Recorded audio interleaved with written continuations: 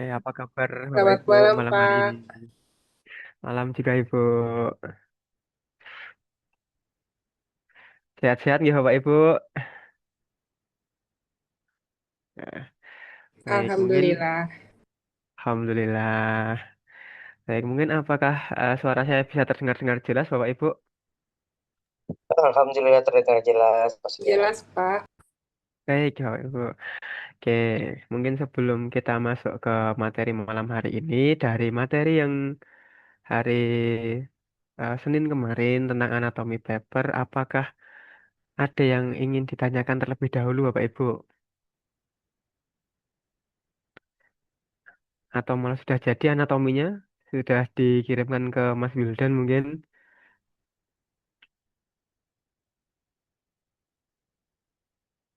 Enggak, silakan Bapak Ibu.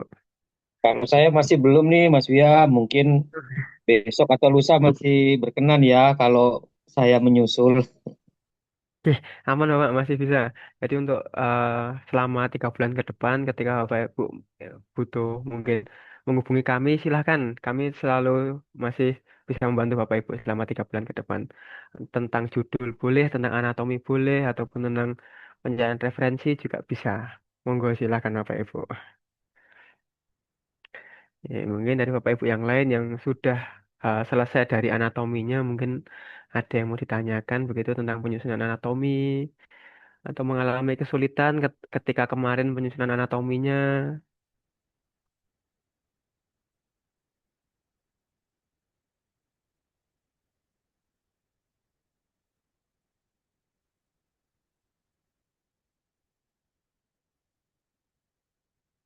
Oke. Atau malah aman semua ini Bapak Ibu. Aman semua dalam penyusunannya. Untuk referensi-referensi yang Bapak Ibu cari, apakah sudah berhasil semua dimasukkan ke dalam Mendeley Bapak Ibu?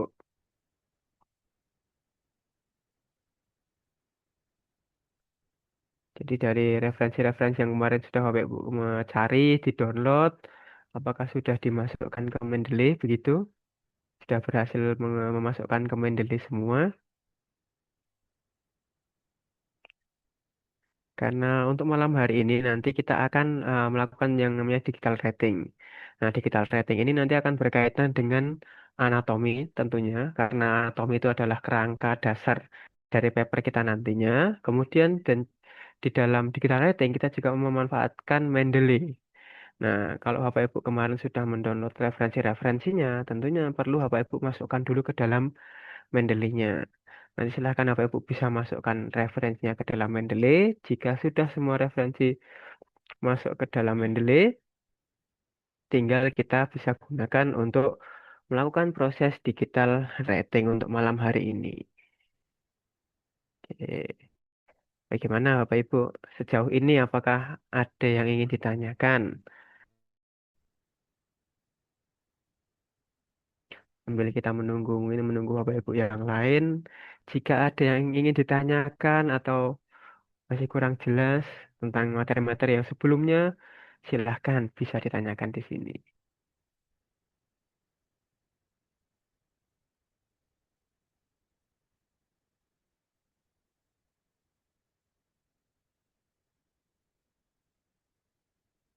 Bagaimana? Atau sudah aman? Bisa kita mulai untuk materi malam hari ini, Bapak Ibu?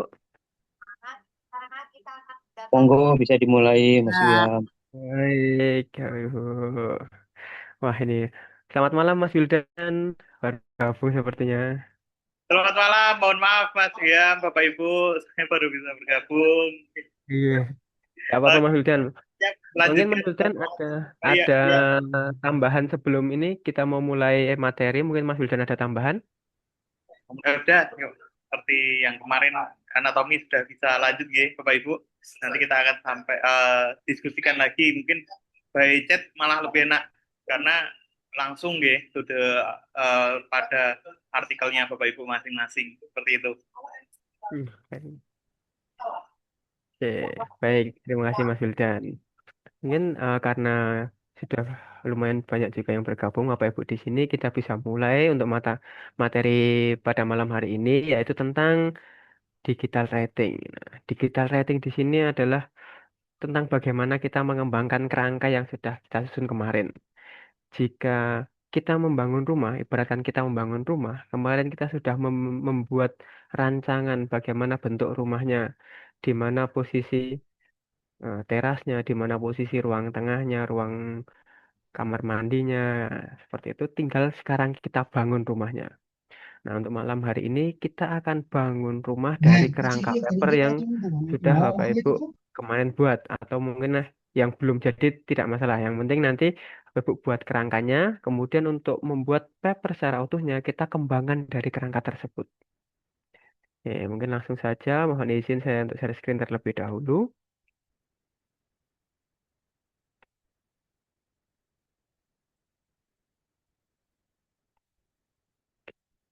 Baik, apakah sudah terlihat Bapak Ibu untuk share screen saya?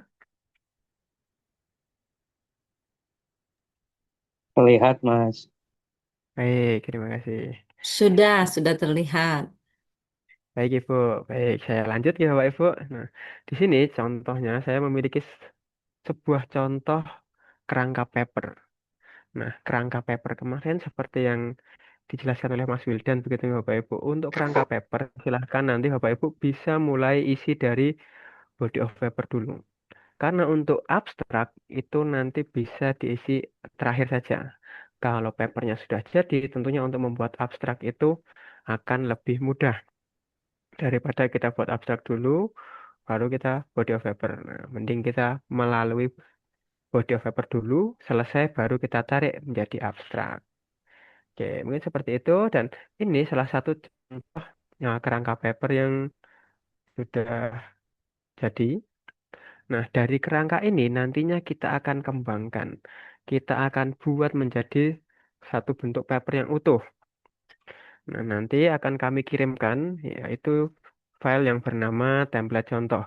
Nah, untuk template contoh ini sebenarnya ini adalah template umum dari penulisan paper, penulisan artikel yang terdiri dari introduction, method result and discussion, conclusion, eh, result and discussion, dan terakhir conclusion. Nah, nanti ini akan kami kirimkan ke grup setelah webinar ini. Dan untuk cara penggunaannya di sini, sebenarnya ini hanya tinggal Bapak Ibu copy pastekan saja. Ketika Bapak Ibu sudah memiliki kerangka papernya, tinggal nanti Bapak Ibu tuangkan kerangka tersebut ke dalam template ini. Terus, terus mungkin kemarin ada beberapa Bapak Ibu yang bertanya apakah kita harus menyesuaikan template dengan jurnal terlebih dahulu. Nah, itu tidak perlu. Jadi kita bisa buat secara umumnya terlebih dahulu. Bentuk umum sebuah artikel susunannya adalah seperti ini. Jika nanti misalnya di jurnalnya itu meminta sebuah style citasi tertentu, mungkin terdiri dari dua kolom, terdiri dari mungkin hurufnya, font size-nya berapa, stylenya apa, itu nanti kita bisa atur belakangan saja. Yang penting kita sudah jadi dulu artikel secara utuhnya. Karena untuk penyesuaian template ke dalam template jurnal itu cukup mudah sekali. Kita bisa lakukan mungkin sekitar hanya 15 menit, setengah jam paling lama mungkin. Nah, jadi kita bisa buat dulu dengan template umum.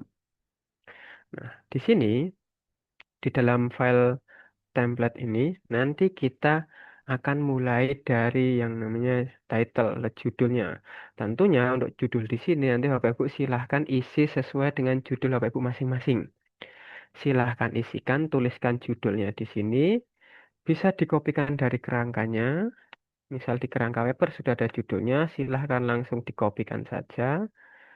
Copy, masuk ke file template. Kemudian kita blok, kita paste. Nah, seperti ini.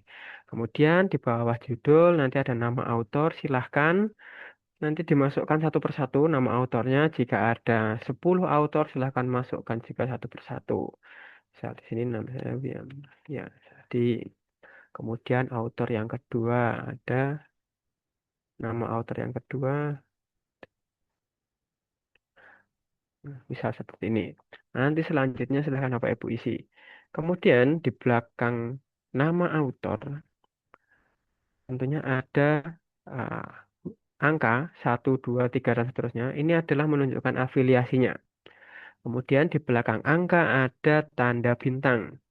Nah, tanda bintang ini berarti author tersebut berperan sebagai corresponding author atau author yang bertanggung jawab atas tersubmitnya kontak-kontakan dengan editor jurnal ketika nanti paper ini disubmit. Jadi author corresponding ini yang harus aktif membuka email. Jangan sampai nanti Bapak Ibu menjadi corresponding author, tidak pernah cek email, ternyata 2 minggu lalu ada balasan dari jurnal, ada revisi, dan deadline-nya adalah minggu ini. Nah, nanti kan akan terjadi miskonsep ketika Bapak Ibu ingin memperbaiki revisi, ternyata sudah melewati batas waktu yang ditentukan. Nah, setelah itu, untuk corresponding author ini bisa dipindahkan di mana saja. Bisa author pertama sekaligus corresponding author, atau mungkin corresponding authornya di author kedua atau author ketiga, bisa disesuaikan saja. Kemudian di bawah author ini ada institusi tentunya. Nanti silahkan Bapak Ibu sesuaikan juga institusinya. Author pertama di nomor 1, silahkan masukkan afiliasinya dari departemen, institusi, kota, kode pos, negara, email, dan ORCID ID. Nah, ORCID ID ini jika nantinya Bapak Ibu belum memiliki, kita bisa membuat ORCID ID ini cukup mudah sekali dan gratis tentunya.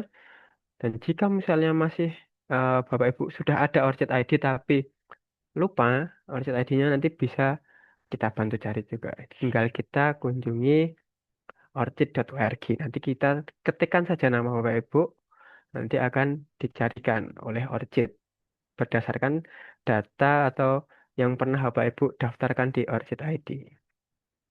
Oke, setelah itu untuk afiliasi kedua dan ketiga sama juga, nanti bisa ditambahkan juga sampai Orchid ID. Jika memang Orchid ID-nya belum ada, silahkan dikosongi saja, tidak masalah. Besok bisa disusulkan setelah Bapak Ibu mau submit, nggak masalah. Oke, seperti itu. Jadi dari judul hingga afiliasi, tinggal Bapak Ibu sesuaikan saja. Kemudian di bawahnya yaitu ada abstrak. Nah, untuk abstrak ini ada beberapa komponen yang harus ada di abstrak. Dan abstrak itu kan biasanya terdiri dari 150 hingga 250 kata. Kemudian di abstrak itu terdiri dari background, tujuan riset, kemudian metode riset, kemudian ada result and conclusion, contribution. Nah, kenapa di sini ada yang kami bold, ada yang tidak? Nah, yang di bold ini adalah komponen yang wajib ada dalam abstrak. Kenapa wajib ada? Karena abstrak itu kan dibatasi 150 hingga 250 kata. Jika Bapak Ibu hanya dibatasi dengan kata yang terlalu sedikit di bagian abstrak, yang penting ada 3 komponen ini. Kalau di abstraknya boleh sampai 250 kata, 300 kata, silahkan tambahkan yang namanya background dan contributionnya. Jadi yang terpenting ada 3 hal ini, itu di bagian abstrak. Oke, kemudian di bawah abstrak, ini yang nanti ada keyword, silahkan juga Bapak Ibu masukkan keywordnya. Nah, seperti yang mungkin saya katakan di sesi awal kemarin, sesi pertama, silahkan Bapak Ibu tetapkan keyword sebanyak-banyaknya, tidak masalah. Nah, silahkan nanti Bapak Ibu juga bisa masukkan dulu saja semua di sini. Silahkan nanti Bapak Ibu masukkan semua. Jika mungkin ada 7, 8, hingga 10 keyword, silahkan masukkan dulu saja semua. Nggak masalah. Karena kan yang penting kita masukkan dulu. Setelah nanti selesai, baru kita pilih-pilih lagi. Yang mana yang paling sesuai ketika nanti kita akan gunakan untuk submit. Tapi untuk penulisan ini silahkan masukkan dulu semua. Oke, gitu. Jadi untuk abstrak, keyword.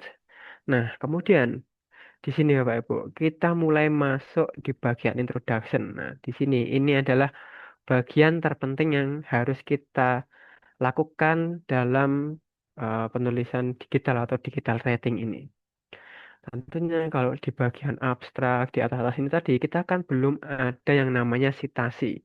Nah, nanti di bagian introduction ini nanti Bapak Ibu akan membuat kalimat, kemudian kalimat Bapak Ibu itu akan didukung oleh kalimat orang-orang hebat, yaitu sitasi itu tadi.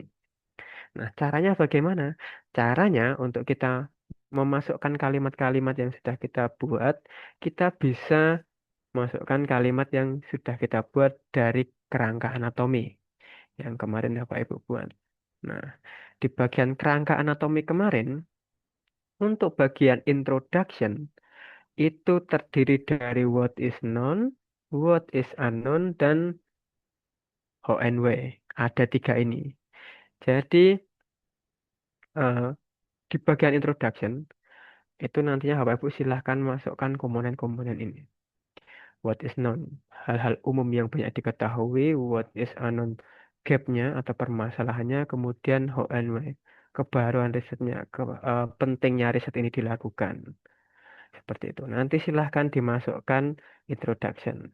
Nah, untuk langkah-langkahnya nanti Bapak Ibu silahkan langsung dikopikan saja. Yang di bagian what is known-nya ini kita blok, kita copy. Kemudian sudah di copy, kita masuk ke dalam template contoh. Nah, di bagian introduction ada tulisan kalimat 1 sampai 5 ini kita bisa blok saja. Kita bisa hapus. Kemudian dari yang kerangka anatomi yang sudah Bapak Ibu buat tadi, silahkan pastekan di sini. Kita paste di sini. Ini masih bold. Tinggal kita sesuaikan. Kita hilangkan boldnya. Kemudian di sini masih dalam ada bentuk angkanya. Ada angka 1 hingga 5. Kita bisa hilangkan angkanya dengan menggunakan numbering. Di dalam Microsoft Word, di atas ini ada numbering. Kita klik saja sampai hilang angkanya. Oke, sudah. Kita sudah kopikan yang what is known-nya. Tinggal kita kopikan yang selanjutnya. Yang selanjutnya adalah what is unknown. Kopikan saja what is unknown-nya. Copy, masuk ke template. Kita pastekan di bawahnya. Sama halnya dengan yang what is known, kita bisa hilangkan dulu untuk angkanya. Kita hilangkan angkanya, kita blok semua, klik numbering, sampai hilang angkanya. Oke, sudah hilang angkanya. Nah, itu juga yang how and why. Kita kopikan semua how and why-nya, copy, masuk ke template, kemudian kita paste. Paste, jangan lupa untuk kita hilangkan angkanya.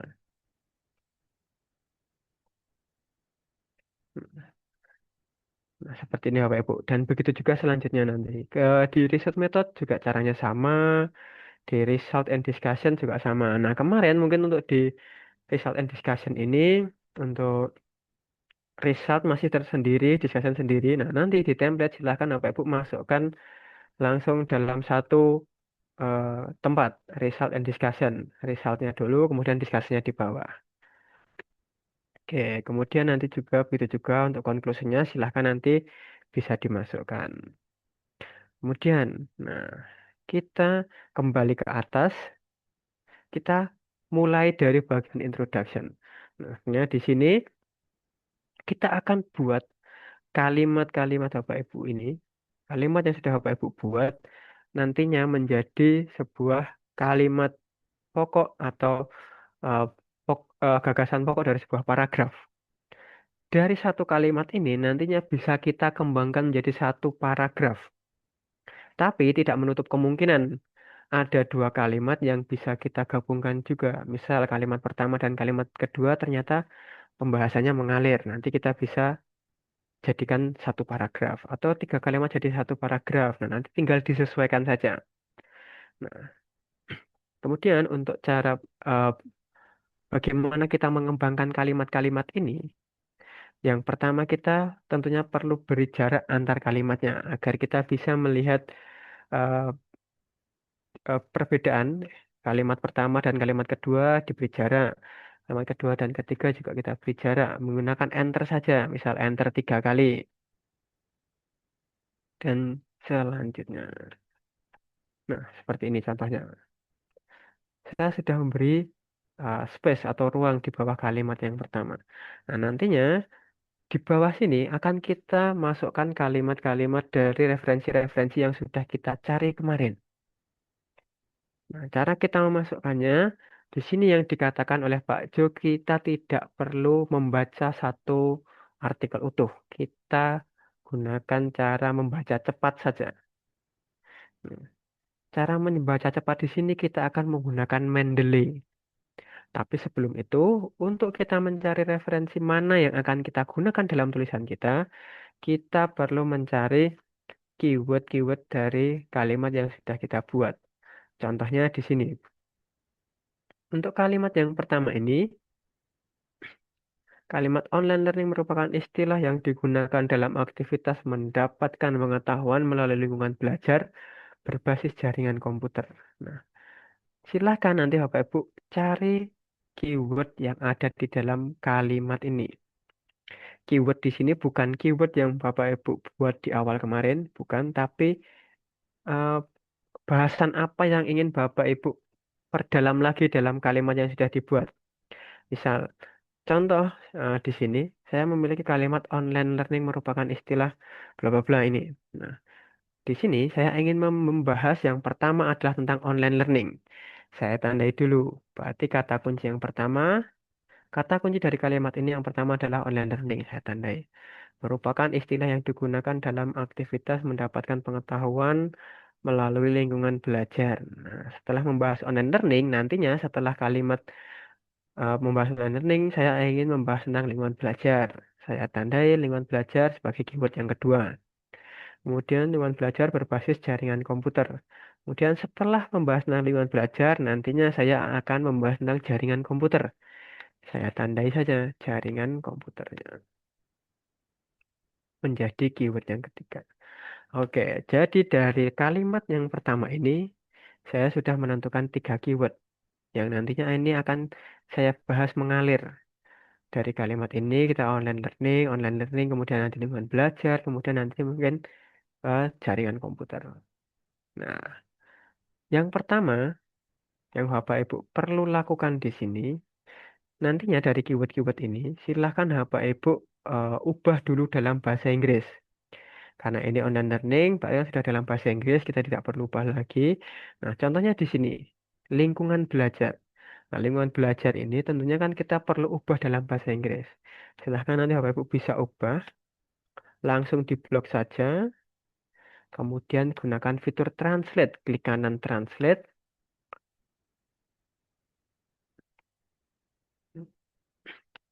from-nya Indonesia, to-nya English. Learning environment, kemudian insert saja. Oke, sudah kita ganti. Jaringan komputer juga sama. Kita translate dulu. Jika sudah, insert. Nah, seperti ini. Yang penting keyword-keyword ini tetap dalam bahasa Inggris. Kita buat dalam bahasa Inggris terlebih dahulu. Karena referensi-referensi yang kita cari kemarin tentunya dalam bahasa Inggris. Kalau kita mencarinya melalui Mendeley kemudian lingkungan belajar tidak akan ketemu karena dituliskannya bukan lingkungan belajar tapi learning environment. Contohnya seperti itu. Nah, untuk cara pencarian referensi mana yang akan kita masukkan untuk mendukung kalimat kita nantinya, silakan Bapak Ibu kopikan salah satu keywordnya terlebih dahulu. Mungkin yang pertama di sini dari kalimat pokoknya yang sudah saya buat, saya ingin membahas tentang online learning. Saya kopikan saja online learningnya. Kita copy online learningnya, kemudian silahkan nanti Bapak Ibu buka Mendeley desktopnya atau mungkin Bapak Ibu menggunakan reference manager silahkan. Nah, kemudian di Mendeley desktop ini Di pojok kanan atas itu ada kolom search. Di pojok kanan atas di sini ada kolom search. Silahkan nanti Bapak Ibu masukkan kata kunci yang sudah Bapak Ibu buat. Contohnya kalau di kalimat saya tadi ada online learning, kemudian learning environment, kemudian computer network. Nah, yang pertama saya ingin mencari online learning, saya pastikan saja online learningnya di sini. Nah, saya paste online learningnya, kemudian dari Mendeley itu akan dicarikan beberapa referensi yang membahas online learning di dalamnya, ditandai dengan warna kuning.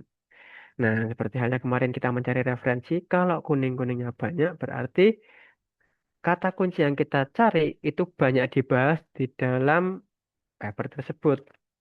Tinggal kita cari saja. Kita main feeling saja di sini, Bapak Ibu. Kita main feeling saja.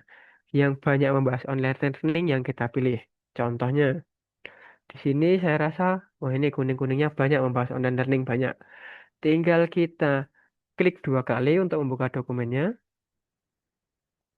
Nah, kemudian di bagian atas ini, di bagian atas, akan ditunjukkan showing match berapa of berapa. Nah, di sini ada showing match 7 of 54. Berarti di dalam artikel ini ada 54 kali online learning disebutkan. Nah, untuk mencari kata online learning yang ingin Bapak Ibu atau keyword yang ingin Bapak Ibu ambil, silahkan nanti gunakan fitur previous dan next ini saja. Jadi tidak perlu kita baca full keseluruhan artikelnya, kita gunakan previous dan next saja. Contohnya di sini, yang pertama di judul. Kemudian kita next, ada di bagian abstraknya, kita next lagi keyword, next lagi. Nah, seperti ini. Tinggal Bapak Ibu pilih. Nah, untuk memilihnya gimana, Mas? Bapak Ibu silahkan baca secara sekilas saja satu paragraf, maaf, bukan satu paragraf, satu kalimat yang ada online learning atau ada keyword yang Bapak Ibu cari. Contohnya di sini, satu kalimat di introduction ini ada online learningnya. Kalau misal dirasa kalimat ini cocok atau mendukung, bisa mendukung tulisan Bapak Ibu, silahkan diambil. Contohnya, saya contohkan di sini kalimat ini bisa kita gunakan untuk melanjutkan kalimat yang sudah kita buat. Tinggal kita kopikan saja kalimatnya. Kita copy kalimatnya. Kemudian kita masuk ke Word yang file template tadi. Dan kita enter di setelah kalimat yang sudah kita buat. Dan dari kalimat yang kita copy dari Mendeley desktop tadi, tinggal kita pastekan di sini. Kita paste. Kita paste, kita rapikan dulu. Nah, kita sudah ambil kalimatnya. Development. Nah, ini kita rapikan dulu. Adoption online learning and medical education. Coba kita rapikan dulu. Oke. Nah, sudah. Jika sudah seperti ini, tentunya kan kita sudah dapat kalimatnya. Nah, karena kalimat ini kita ambil dari orang lain, agar tidak kehilangan jejak dari mana kita dapat kalimatnya, silahkan nanti Bapak Ibu setelah ambil kalimatnya bisa masukkan dulu kutipannya atau citasinya. Caranya, di akhir kalimat sebelum titik silahkan diberi spasi, kemudian kita beranjak ke bagian references di atas ini, bar references di atas, klik saja bagian references di atas, kemudian kita klik insert citation. Insert citation, kita klik, nanti akan muncul pop-up seperti ini, pop-up kecil seperti ini. Silahkan Bapak Ibu klik Go to Mendeley. Go to Mendeley sudah langsung ditunjukkan. Bapak Ibu tadi mengambil kalimat dari paper yang tentunya sudah ditunjukkan warna biru. Sudah ditandai warna biru tebal seperti ini. Jika sudah seperti ini, tinggal Bapak Ibu klik cite, cite di atas ini untuk mengutip artikel tersebut. Tinggal kita klik cite, kita tunggu. Nah, Sudah. Kita sudah memasukkan citasinya. Sudah selesai memasukkan citasinya. Tapi apakah sudah seperti ini saja? Kan tentunya tidak ya Bapak Ibu. Karena nantinya di akhir itu kita akan berhadapan dengan yang namanya Turnitin dan plagiasi. Tentunya jika kita langsung ambil kalimat dari artikel orang lain, nantinya akan terkena plagiasi yang tinggi sekali. Maka dari itu, step yang tidak boleh Bapak Ibu lewatkan adalah parafrase. Nah, untuk parafrase di sini, kalau yang sering Pak Jo katakan itu parafrase itu tidak harus terlalu soleh. Tidak harus kita parafrase benar-benar sama. Kita cari kalimat yang benar-benar sama, benar-benar mendukung. Kalau kita cari kalimat yang benar-benar kalimat itu bisa 100% mendukung kalimat kita, saya rasa tidak akan ketemu. Jadi kalimatnya bisa nyerempet-nyerempet dikit, ya kita serempetkan saja. Kita serempetkannya dengan cara parafrase. Nah, contohnya di sini saya memiliki kalimat sudah saya ambil dari paper tadi, masih dalam bahasa Inggris. Dan menurut saya, nah untuk saya pribadi, saya lebih enak parafrasnya dalam bahasa Indonesia. Tapi kalau Bapak Ibu sudah terbiasa parafrase dalam bahasa Inggris, silahkan bisa langsung diparafrase. Tapi untuk saya lebih enak dalam bahasa Indonesia, maka dari itu saya akan translate terlebih dahulu kalimat yang sudah saya ambil. Saya blok saja, kemudian klik kanan translate. Di sini saya ubah dulu ke dalam bahasa Indonesia, kemudian kita insert. Oke, sudah dalam bahasa Indonesia. Tinggal bahasa Indonesia tinggal kita parafrase. Enter dulu. Nah, kita enter saja sebelum di setelah kalimat sebelum citasi kita enter. Nah, kalimat yang atas ini adalah kalimat yang kita ambil dari Mendeley, dari tulisan orang lain. Mungkin nantinya Bapak Ibu bisa tandai, mungkin warnanya dibuat beda, ditandai warna merah, yang menandakan kalimat ini adalah kalimat dari artikel orang. Tentunya kita harus parafrase. Silahkan nanti tinggal Bapak Ibu parafrase di bawahnya. Misal, dalam kalimat ini, kalimatnya adalah selama dekade terakhir telah terjadi perkembangan dan adopsi pembelajaran online yang pesat dalam dunia pendidikan kedokteran.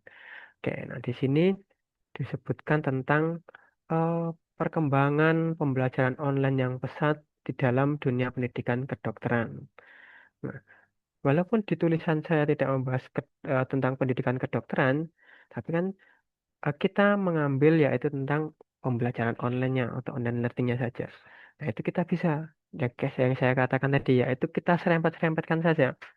Tinggal kita parafrase. Hmm. Misal contohnya di sini, pembelajaran online eh,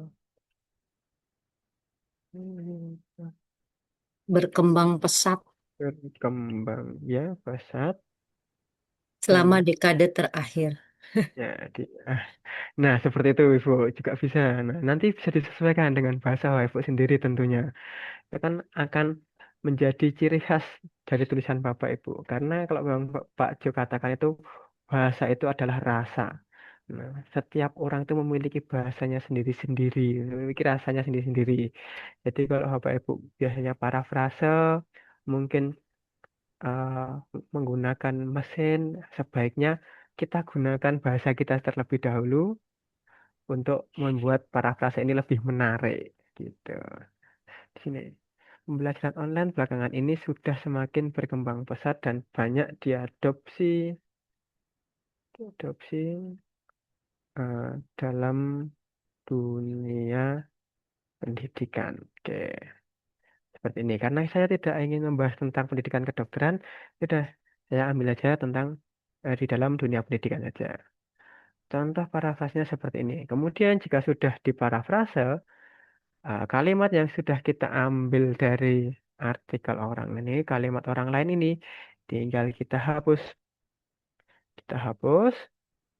dan kita rapikan tulisan kita. Nah, kita sudah jadi satu kalimat beserta citasinya. tinggal kita naikkan untuk melanjutkan kalimat yang sudah kita buat sebelumnya. Hapus lagi kita naikkan. Sudah jadi dua kalimat dengan satu citasi. Nah, oke. Seperti ini untuk eh, cara meletakkan citasi yang pertama, yaitu adalah citasi di belakang. Mungkin sampai sini dulu. Mungkin ada yang mau ditanyakan dulu Bapak Ibu tentang pencarian citasi, memilih mana referensi yang ingin kita gunakan sebagai citasi. Monggo silahkan jika ada yang mau ditanyakan. Saya bertanya, Mas Wiam, nih mohon Silahkan Pak Nur. maaf Bapak dan Ibu, saya mendahului bertanya. Pada awal tadi ya, kalau kita lihat di pengantarnya, di autor tadi, kan terdiri dari beberapa autornya ya.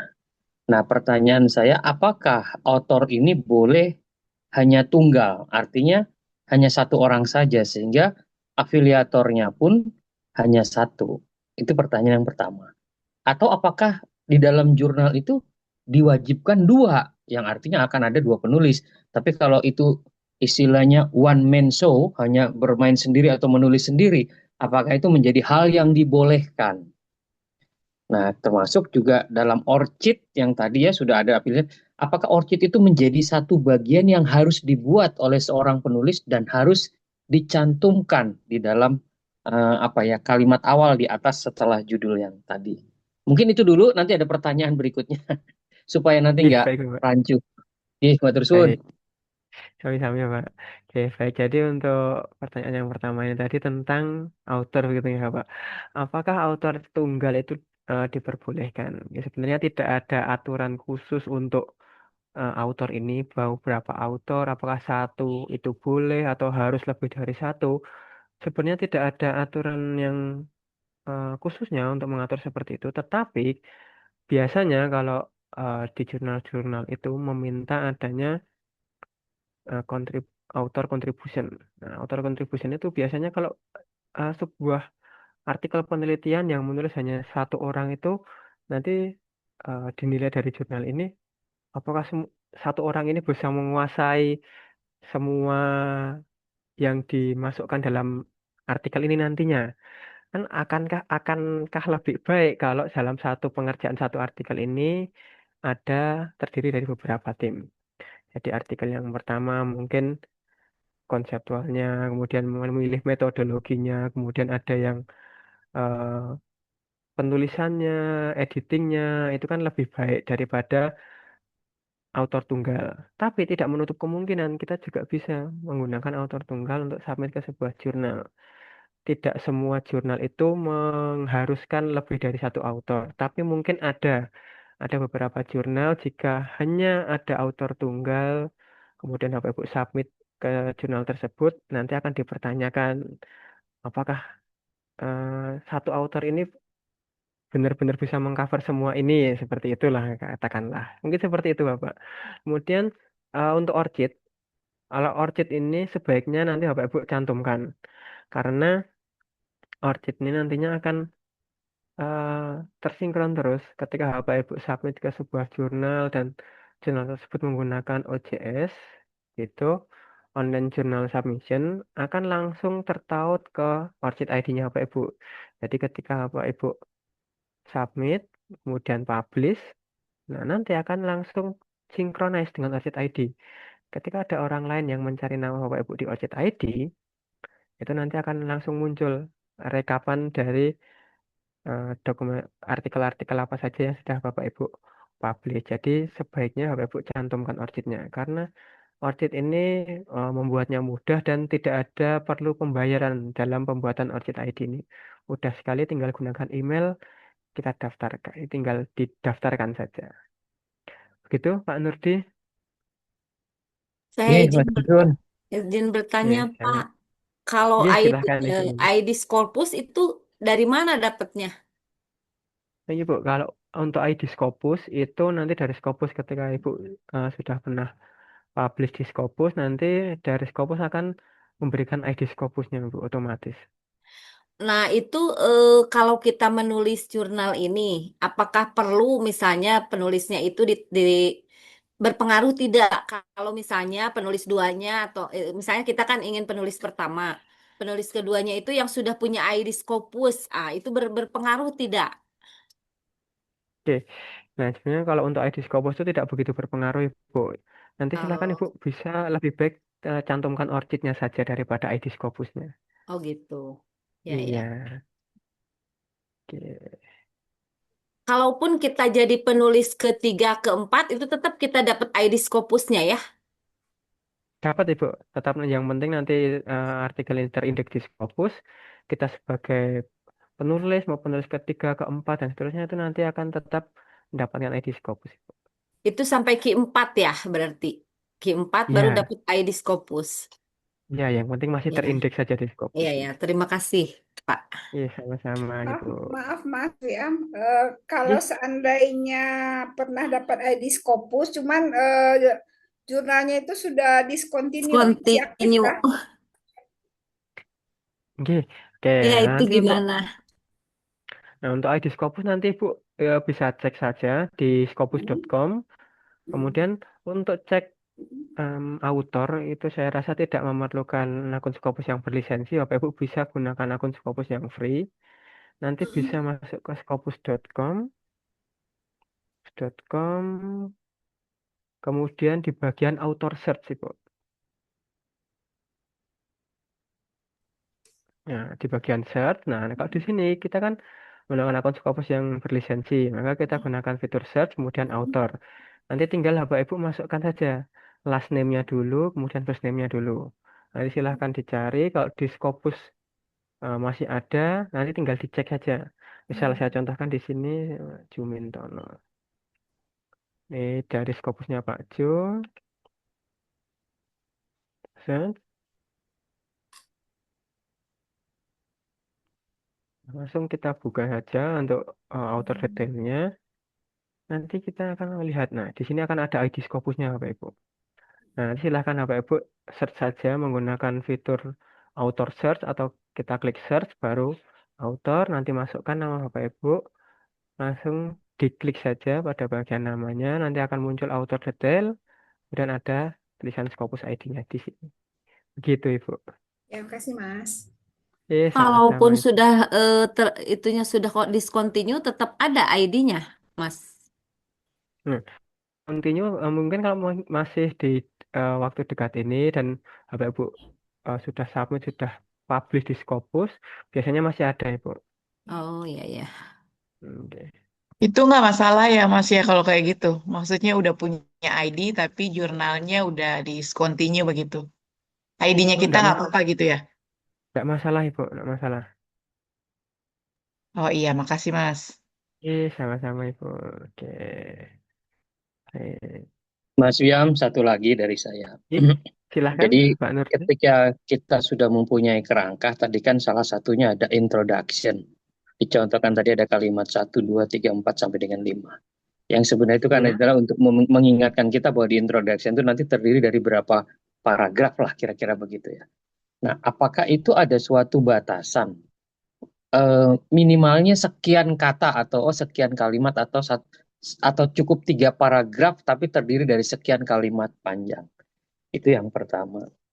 Terus kemudian ketika kita punya katakanlah 8 kata kunci, kan kita mencari jurnal-jurnal yang seperti di awal-awal diajarkan, yang paling banyak disitasi.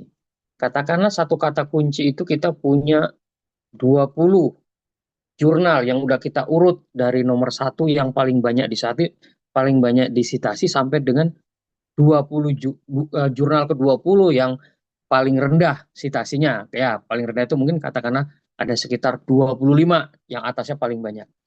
Nah, dalam mengelompokkan di Mendeley-nya, apakah kita membuat ke dalam satu-satu file, misalkan file untuk kata kunci A, kemudian file untuk kata kunci B, file untuk kata kunci C, sampai dengan sekian kata kunci lah, katakanlah begitu. Apakah kita melakukannya seperti itu atau cukup kita jadikan satu saja sehingga nanti ketika kita mau memasukkan tadi ya misalkan online learning kita hanya klik itu maka dia akan mencari dengan sendirinya dari Mendeley. Nah, demikian pertanyaannya. Baik Pak Nur. Oke, mungkin dari pertanyaan yang pertama tadi ya Pak, tentang di bagian introduction itu ada sebaiknya ada berapa, apakah ada ketentuannya? Kalau untuk ketentuannya mungkin seperti tidak ada ketentuan khususnya. Cuma mungkin sebaiknya jangan hanya misal yang what is noun-nya dulu. What is noun ini kita buat 5 kalimat. Nah, kenapa di rumah sekolah ini kita buat kerangkanya itu 4 sampai 5 kalimat? Karena nantinya dari 4 sampai 5 kalimat ini kita bisa kembangkan menjadi se paling tidak lah ada 2 paragraf, 2 atau 3 paragraf dari what is noun-nya saja. Kemudian nanti di bagian what is unknown, misal ada 4 sampai 5 kalimat, kita juga bisa buat atau bahkan 1 kalimat 1 paragraf.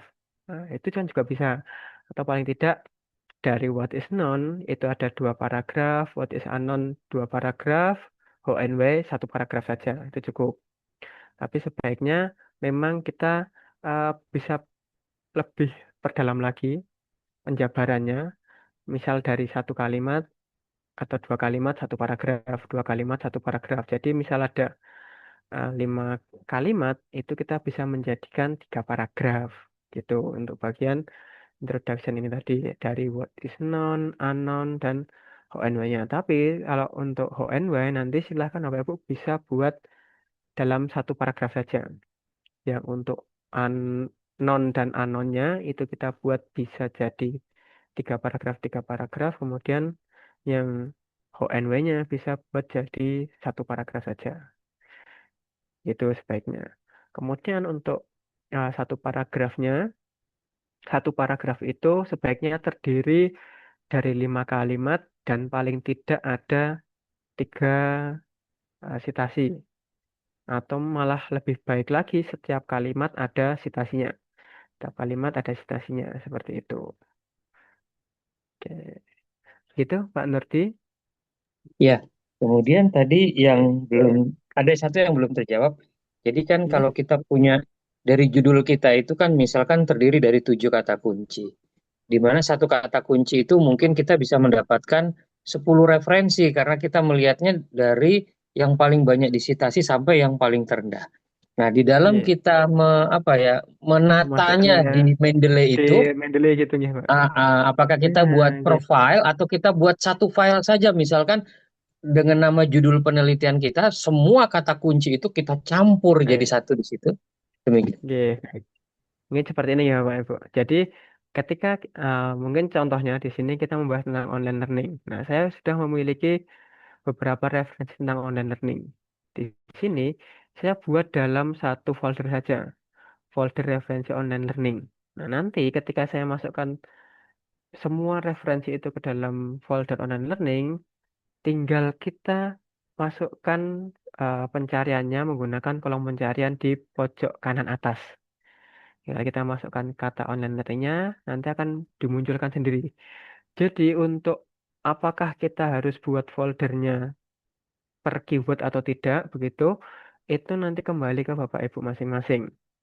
Kalau saya mungkin lebih suka membuat dalam folder ini, satu folder ini untuk satu paper. Jadi nantinya dalam sebuah artikel ini, misal artikel tentang online learning, ya sudah semua referensi-referensi entah itu tentang online learningnya saya masukkan, tentang learning environment-nya saya masukkan ke dalam folder itu, tentang komputer network juga saya masukkan ke dalam folder itu. Kemudian nanti ketika saya ingin mencari mana yang ingin saya citasi, tinggal saya cari menggunakan fitur search di pojok kanan atas ini. Kita masukkan tulisan online learning.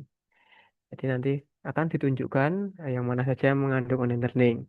Kemudian jika ingin mencari tentang learning environment, tinggal kita tuliskan learning environment di sini. Mungkin seperti itu, Pak Nurdi. Oke, jadi artinya itu tergantung style kita ya. Jadi kalau kalau Ya, Pak. misalkan ada 10 kata kunci tadi kalau Mas Wiam mengatakan, kalau pengalaman Mas Wiam kan oke, nanti kan ada tadi online learning dijadikan satu, terus kemudian tadi ada apa lingkungan pembelajaran Learning, dijadikan ya, satu juga gitu ya. Sehingga mungkin kalau ya, kita punya 7 kata kunci di mana satu kata kunci itu kita punya 10 referensi, berarti sekitar 70 ada di dalam satu file begitu ya Mas Wiam. iya, Pak. Bisa seperti Oke. itu. Cek. Kemudian satu lagi Mas Wiam. Nah, tadi kan Ya. semakin banyak di setiap paragraf atau setiap kalimat itu disitasi. Tadi kan eh, mungkin kalau nggak salah saya tangkap tadi atau saya nggak salah dengan kan akan jauh lebih bagus. Nah, pertanyaan saya, apakah ketika kita sudah mensitasi, kita perlu langsung membuat daftar referensinya dulu? Kan bisa kita ambil dari Mendeley supaya kita menghindari kelupaan, ataukah kita parapasekan dulu? Baru setelah semua sitasi-sitasi, baru nanti terakhir tinggal kita masukkan referensinya, karena kan bisa secara otomatis juga ya dari Mendeley-nya. Nah ini mohon Hmm, informasinya. Baik, Pak. Jadi untuk pemasukan masukan referensinya begini ya. Untuk referensi itu kita bisa terakhir saja. Yang penting setelah kita ambil kalimat dari Mendeley, kita ambil kalimat orang lain, yang jangan lupa sampai Bapak Ibu masukkan itu adalah citasinya terlebih dahulu. Kita masukkan citasinya baru kita parafrase. Karena untuk referensi itu kita tinggal satu kali sentuh aja langsung muncul semua referensinya. Dan untuk referensi itu kita bisa lakukan terakhir saja ketika semua citasi yang ingin kita masukkan sudah tertulis. Baru kita masukkan referensinya di akhir. Seperti itu, Pak. Nggih, matur suwun Mas. Oke, sami-sami ya, Pak. Oke. Oke. Jadi untuk contoh yang pertama di sini ya, Pak, ini adalah contoh ketika kita ingin menulis sebuah citasi yang berada di akhir kalimat. Nah, citasi di akhir kalimat, kita cari kalimatnya, kemudian kita masukkan citasinya. Kemudian mungkin ada Bapak Ibu yang melihat tentang satu kalimat ada lebih dari satu citasi. Mungkin ada kutipan dalam kutipan atau mungkin Bapak Ibu ambil kalimat sebuah artikel, tetapi orang tersebut juga mengambil dari kalimat orang lain. Nah, seperti itu. Itu adalah citasi dalam citasi. Kita bisa juga tuliskan seperti itu. Caranya hampir sama dengan seperti ini, tapi nanti di akhir kita ada yang harus kita lakukan. Nah, mungkin bisa langsung saya contohkan. Yang pertama tadi saya sudah ambil tentang online learning. Oke, nah di sini ketika Bapak Ibu mau mau mengembangkan sebuah kalimat, yang pertama Bapak Ibu kembangkan dari kalimat ini, misal kita kembangkan kata kunci yang pertama. Nah, kemudian untuk kalimat selanjutnya itu tidak harus langsung kata kunci yang kedua, kemudian kalimat ketiga kata kunci yang ketiga. Tidak harus Bapak Ibu. Jadi misal saya membahas online learning, kemudian di kalimat selanjutnya saya masih ingin membahas online learning, itu masih tidak apa-apa. Tapi kita ambil referensi selain yang sudah kita ambil di sini. Saya contohkan, di Mendeley tadi saya sudah ambil online learning dari referensi nomor 4 ini. Nah, saya ingin mengambil tentang online learning lagi, tapi dari referensi yang lain. Contohnya mungkin referensi yang ini. Nah, dari referensi yang ini, tinggal kita klik 2 kali. Nah, tinggal kita gunakan fitur previous dan next sama seperti tadi. Kita tinggal previous dan next. Kita cari online learningnya. Kata online learning di sini yang sekiranya bisa kita gunakan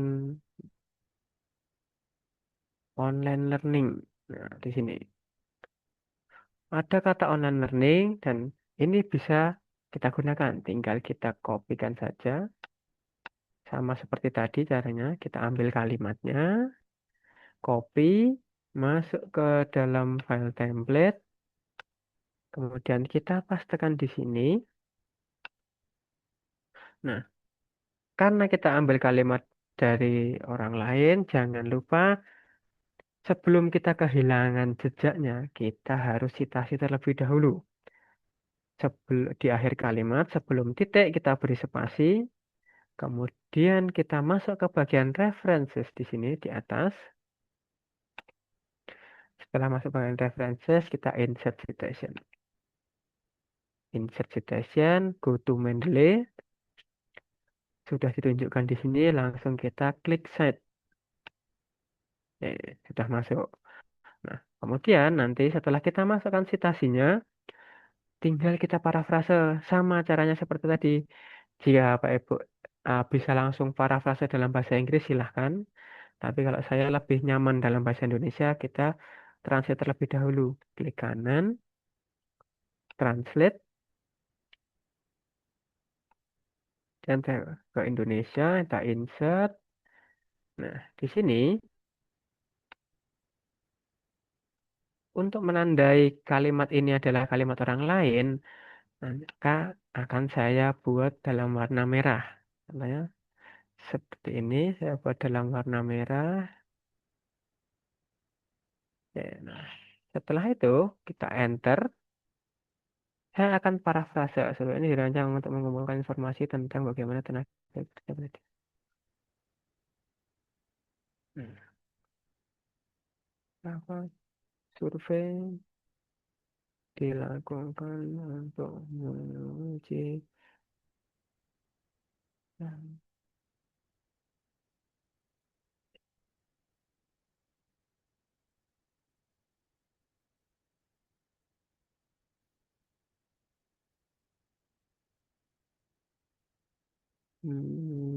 perpindahan metode pembelajaran ke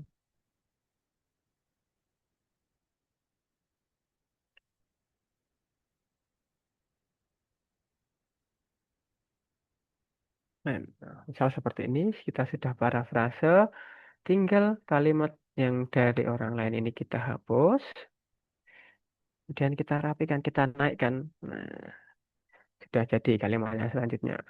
Kemudian, mungkin di sini Bapak Ibu ketika mengambil sebuah citasi begitu nih, kalimat ini berasal dari Watermeyer. Tetapi ketika mungkin nanti Bapak Ibu di dalam waktu luangnya kemudian baca-baca artikel yang lain, menemukan juga ada artikel yang sama yang seperti yang disebutkan Watermeyer. Tentunya kan satu kalimat ini kita bisa masukkan lebih dari satu citasi. Nah, misal satu kalimat ini kita masukkan lebih dari satu citasi. Caranya tinggal di setelah citasi yang pertama tadi, kita klik di citasi yang pertama, kemudian kita kembali ke references, kemudian kita gunakan lagi insert citation di atas ini. Insert citation, kemudian kita klik go to Mendeley.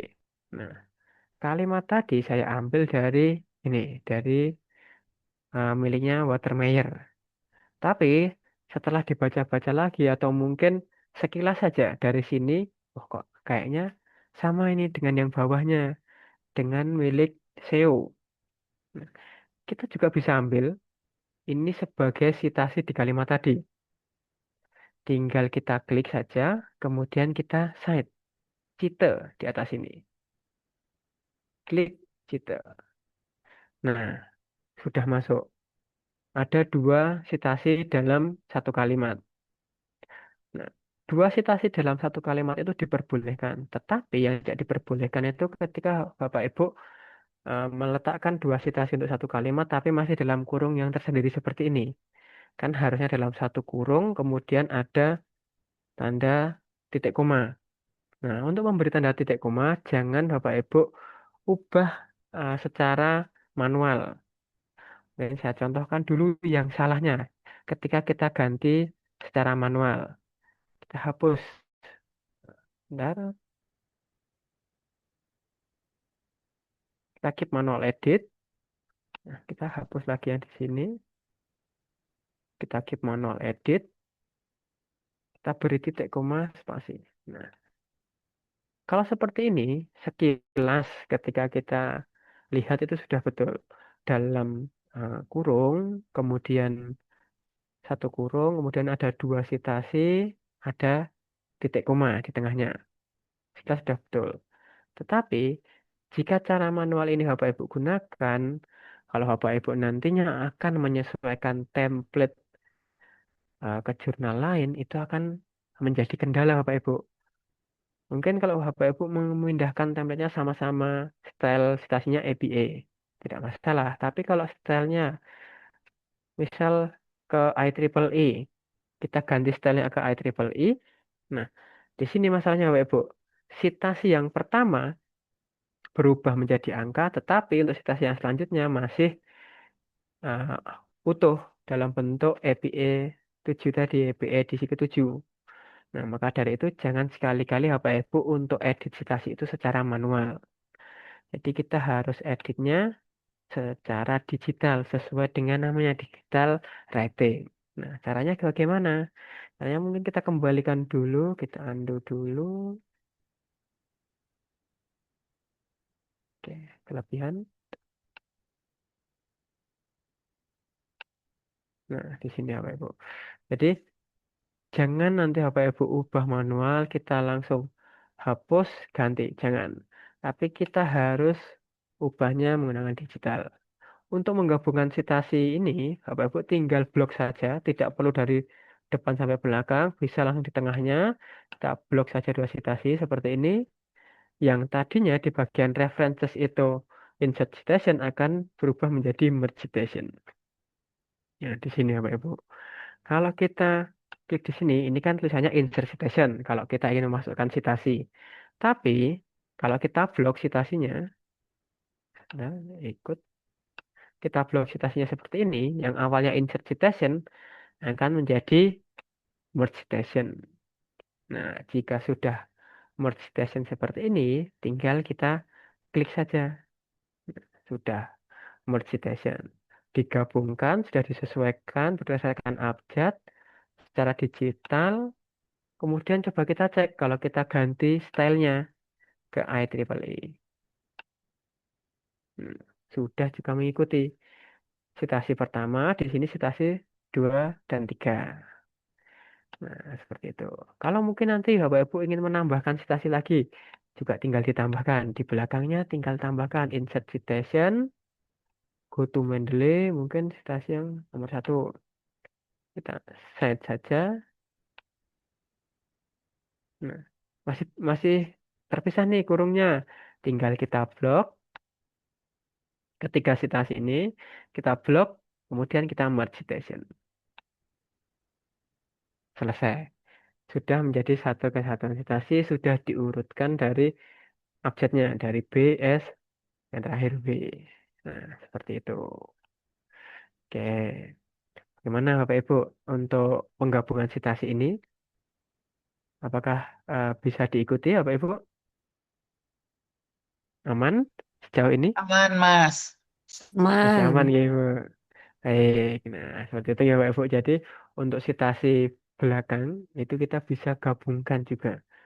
Kalau citasi belakang hanya satu, tinggal kita insert citasinya sekali saja. Kalau butuh lebih dari satu, tinggal kita insert beberapa citasi. Kalau masih dalam kurung yang berbeda, tinggal kita blok, kita merge citation. Oke.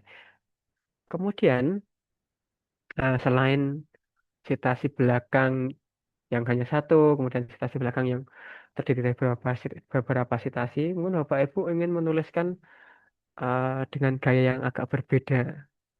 Setelah yang di atas-atas ini citasi belakang semua, mungkin Bapak Ibu ingin menuliskan dengan cara menuliskan menurut penelitian siapa, begitu ya biasanya. Nah, tinggal kita tuliskan saja.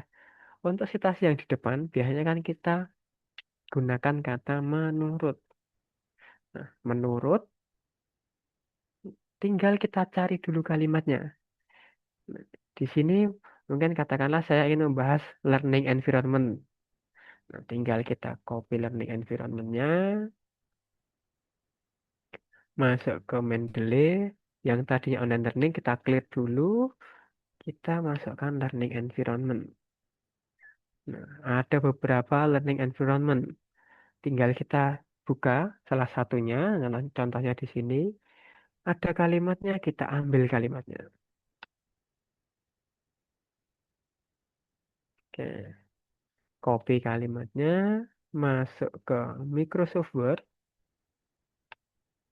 Di setelah menurut, kita pastekan dulu kalimatnya. Oke, nah kita sudah dapat kalimatnya. Beri titik. Nah, seperti halnya dengan cara citasi-citasi yang sebelumnya, setelah kita dapat kalimatnya, tentunya kita harus memasukkan dulu citasinya agar tidak kehilangan jalannya, tidak lupa asalnya. Nah, tapi bedanya kalau yang di cara-cara sebelumnya kan kita masukkannya di akhir kalimat. Nah, di sini kita ingin buat yaitu citasi yang di awal kalimat. Nah, setelah kata menurut ini, kita beri spasi. Kemudian untuk peletakan citasinya itu berada di antara menurut dan kalimat yang sudah Bapak Ibu ambil. Diberi spasi seperti ini. Tinggal kita insert citation sama seperti tadi caranya. Ketika Bapak Ibu ingin memasukkan citasi, entah itu citasi belakang atau citasi depan, kita tetap gunakan insert citation. Insert citation, kemudian go to Mendeley.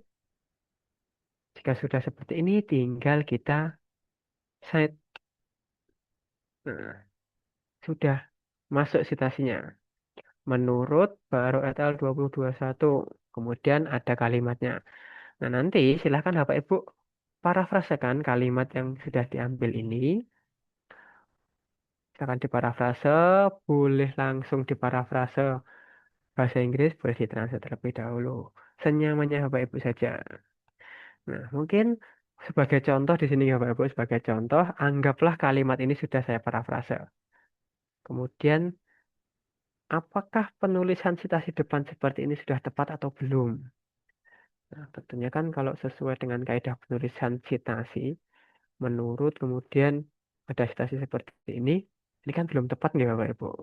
Nah, harusnya menurut kemudian ada namanya yang di dalam kurung hanya tahunnya saja. Nah, apakah kita tinggal edit manual, tinggal kita copy kemudian kita hapus? Tentunya jangan ya Bapak Ibu. Jangan sekali-kali Bapak Ibu edit manual. Jangan sekali-kali Bapak Ibu edit atau hapus atau menambahkan sesuatu secara manual di dalam citasi ini. Karena nanti akan berpengaruh ketika Bapak Ibu eh, memindahkan ke template-template sesuai dengan jurnal tujuannya Bapak Ibu.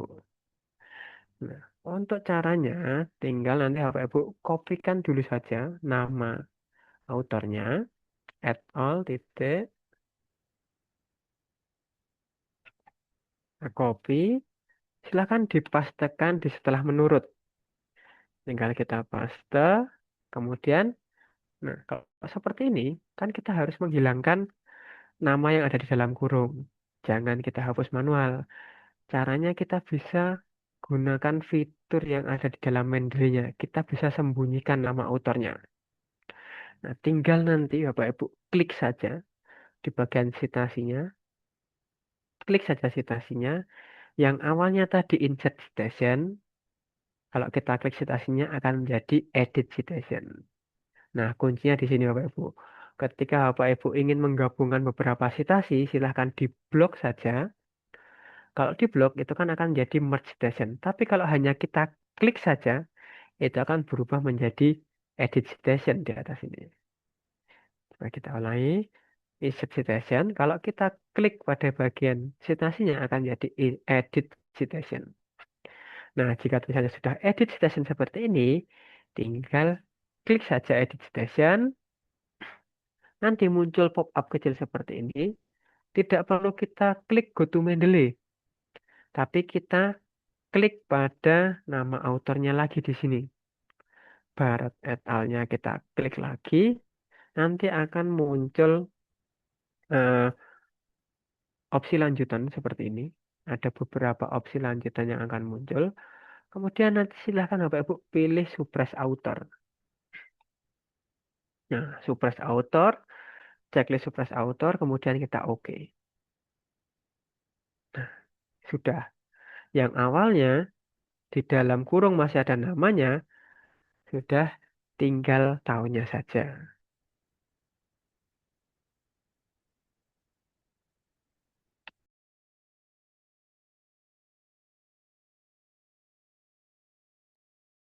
Nah, seperti itu Bapak Ibu. Jadi, jika Bapak Ibu menulis menggunakan citasi yang di depan, jangan dihapus manual. Takutnya kalau dihapus manual pasti akan mempengaruhi ketika Bapak Ibu mengubah stylenya. Kalau kita gunakan cara ini tadi, ketika kita ganti style ya menggunakan IEEE, kan akan lebih enak. Menurut Baro et al. Angka 5. Nah, 5-nya ini berarti kan stasi yang kelima. Tapi kalau kita tidak keluarkan namanya menurut 5. Nah, 5 ini siapa? Nah, begitu itu Bapak Ibu. Jadi, waktu Bapak Ibu sesuaikan cara penulisannya, citasi yang di depan kita keluarkan nama autornya, kemudian yang di dalam kurung itu hanya tahunnya. Tapi untuk menyembunyikan nama autornya jangan dihapus manual. Kita bisa gunakan fitur suppress author. Begitu. Jadi ya seperti ini Bapak Ibu untuk penulisan citasi itu ada citasi tunggal yang ada di belakang, kemudian citasi gabungan juga dari beberapa citasi, kemudian dari citasi di depan. Mungkin sampai sini adakah yang mau ditanyakan Bapak Ibu? Saya bertanya, Atau Mas Fiam, silakan Pak eh, Nurdi. sepertinya kalau saya bisa berkomen, ini yang gua suka kalau kata orang Betawi gitu. Jadi artinya kan begini, Gimana? dalam citasi itu tadi kan juga seperti Pak Jo pernah bilang juga tadi sudah diulang oleh Mas Fiam. Jangan terlalu Iya. soleh-soleh banget kan begitu. Karena kalau kita mau mencari citasi yang sama itu memang berdasarkan pengalaman itu ya nggak nemu sampai 4 hari pun nggak akan nemu-nemu. Sehingga kalau tadi kita menggaduk-gaduk kan kalau kata orang Jawa istilahnya kan begitu Nggih, ya. betul Atau sekali. kalau kita bahasa kan itu cocologi gitu kan ya. Ya, Nah, cocok sehingga loginya, Pak. akan nemu nih dengan ini. Tapi yang jadi pertanyaan saya, berarti bisa jadi atau saya bisa mengatakan bahwa sebenarnya dua paragraf yang berhasil kita buat itu adalah hasil rekayasa atau hasil dari cocologi. Bisakah dinyatakan seperti itu? Tapi apa namanya eh, cocologi yang ilmiah karena kan kita menyertakan siapa yang membuat pernyataan itu, tapi kan kita memparapasekannya itu kan ya ya dicocok-cocokkan ya walaupun digaduh-gaduh kan walaupun mungkin sebenarnya tidak juga gitu. Bisakah seperti itu dinyatakan? Nggih. Baik, jadi mungkin lebih enaknya kita sebutnya kalimat kita didukung oleh kalimat orang lain, mungkin seperti itu ya, Bapak Ibu. Jadi, Oh gitu, oke. ya, jadi kan parafrase itu sebenarnya membuat kalimat orang lain, menceritakan kalimat orang lain, tapi dalam bahasa kita. Nah, mungkin memang kita cocok-cocokan, tapi kan setidaknya itu adalah kita dapat dari kalimat orang lain, kemudian kita masukkan ke dalam tulisan kita. Kemudian kan kita punya pendapat. Nah, tuliskan saja pendapat kita atau kalimat yang sudah kita buat. Kemudian citasi itu fungsinya adalah untuk memperkuat tulisan kita. Kalau misalnya kita ngomong tapi tidak ada referensinya, tentunya kan pasti pendengar, kalau kita ngomong pendengar kan mesti, "Loh, dari mana Anda tahu?" Seperti itu. Tapi kalau ada citasinya, eh, ibarat kata kita ngomong, kita ada situasinya kan langsung, oh iya, disebutkan juga di sini. Jadi lebih enaknya kita menyebutnya itu adalah kalimat kita yang didukung oleh kalimat orang lain. Jadi tidak masalah yang dinamakan cocok logi itu tidak masalah karena parafrasa itu memang membuat kalimat atau tulisan orang lain itu dalam kalimat kita seperti itu, Bapak. Satu lagi Mas Fiam. Jadi Iya, sebenarnya silakan. kalau begitu apa yang sudah kita tulis, apakah itu tesis ataukah itu disertasi, eh, kita hanya cukup mengambil intisarinya saja, misalkan dari eh, pendahuluannya kita ambil, terus kemudian landasan teorinya kita ambil, kemudian bab tiganya kita ambil sedikit-sedikit, lalu kita sambung-sambungkan dengan referensi-referensi yang sesuai kata kunci, karena memang kan kalau kita menggunakan referensi dari yang kita atau kita kutipan dari yang kita gunakan, kan itu juga sumbernya mungkin dari buku atau mungkin dari jurnal-jurnal, tapi kita kan nggak tahu itu apa jurnal Q1 atau Q2 atau itu dari Trindex Scopus atau bukan. Tapi kan kemarin juga sudah diajarkan tentang bagaimana kalau kita mau melihat jurnal ini dia Trindex Scopus apa tidak. Nah, sehingga untuk kalau kita melakukan seperti itu kan akan lama. Jadi kita ambil aja inti-intinya, lalu kita tempelkan, lalu kita masukkan dengan kata-kata kunci yang sudah tadi kita kumpulkan, akan jauh lagi lebih praktis seperti itu. Tapi yang saya maksud artinya penelitian yang sudah kita lakukan atau paper yang ya naskah-naskah yang sudah kita lakukan itu kan akan kita tinggalkan jauh dari apa yang sudah kita buat dari jurnal ini. Bisa dikatakan demikian ya, Mas? Oke, mungkin kalau untuk ini ya Pak, sebenarnya tidak kita tinggalkan buat kalimat ini sesuai dengan apa yang ingin kita laporkan. Hanya saja kalimat yang kita tulis di sini itu didukung oleh kalimat orang lain. Tentunya kalimat orang lain itu ya paling tidak kalau tidak bisa mendukung sepenuhnya paling tidak sedikit membahas tentang apa yang ingin kita tuliskan. Jadi bukan berarti kita terus tinggalkan apa yang kita tulis atau kita hanya mengambil inti-inti dari paper orang lain, tapi tetap kita tulis kalimat kita sendiri, apa yang ingin kita laporkan, apa yang ingin kita tulis, kemudian baru kita kuatkan itu dengan paper orang lain. Gitu, Pak. Iya, matur suwun, Mas. Iya, sami-sami ya, Pak. Oke. Mungkin Bapak Ibu yang lain ada yang mau ditanyakan? Ini Mas, saya Bu Neneng Mas. Oke, silakan Bu Eh, Neneng. ya, kan kita melakukan analisis ya dari citasi itu. Terus kemudian kita tuangkan menjadi pemikiran kita sendiri. Itu memang tidak diperkenankan ya.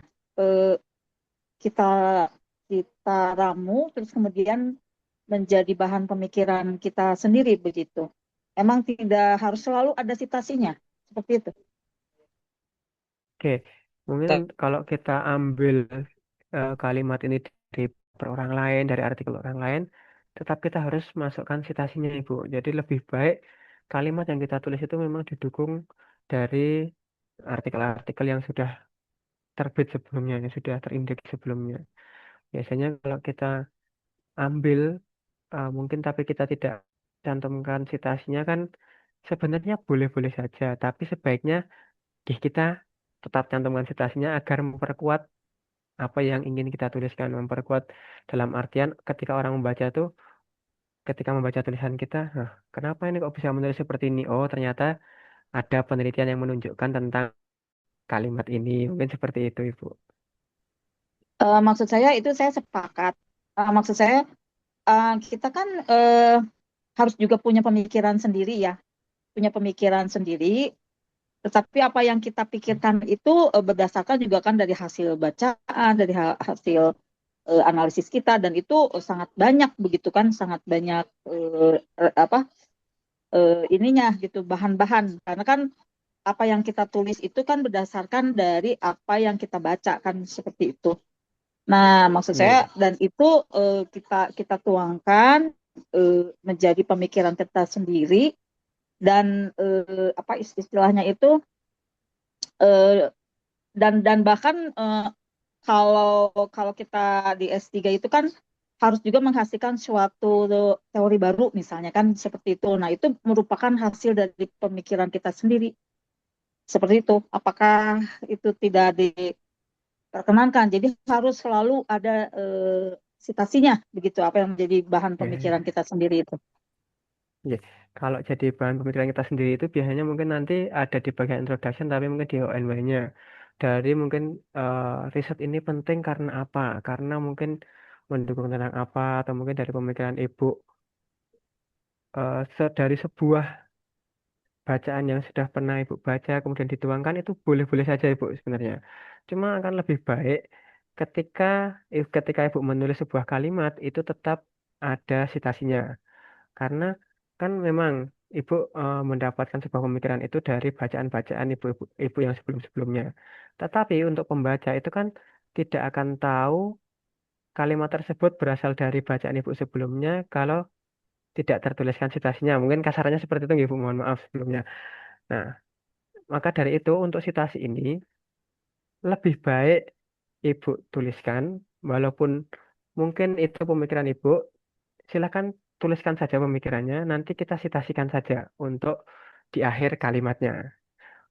Kalau mungkin Bapak Ibu membuat sebuah pikiran yang menuliskan apa ya kalimat dari pikiran Bapak Ibu itu sebaiknya di dalam kerangkanya itu menjadi pokok bahasan sebuah kalimat utamanya seperti halnya di atas ini. Di atas ini kan adalah sebuah pokok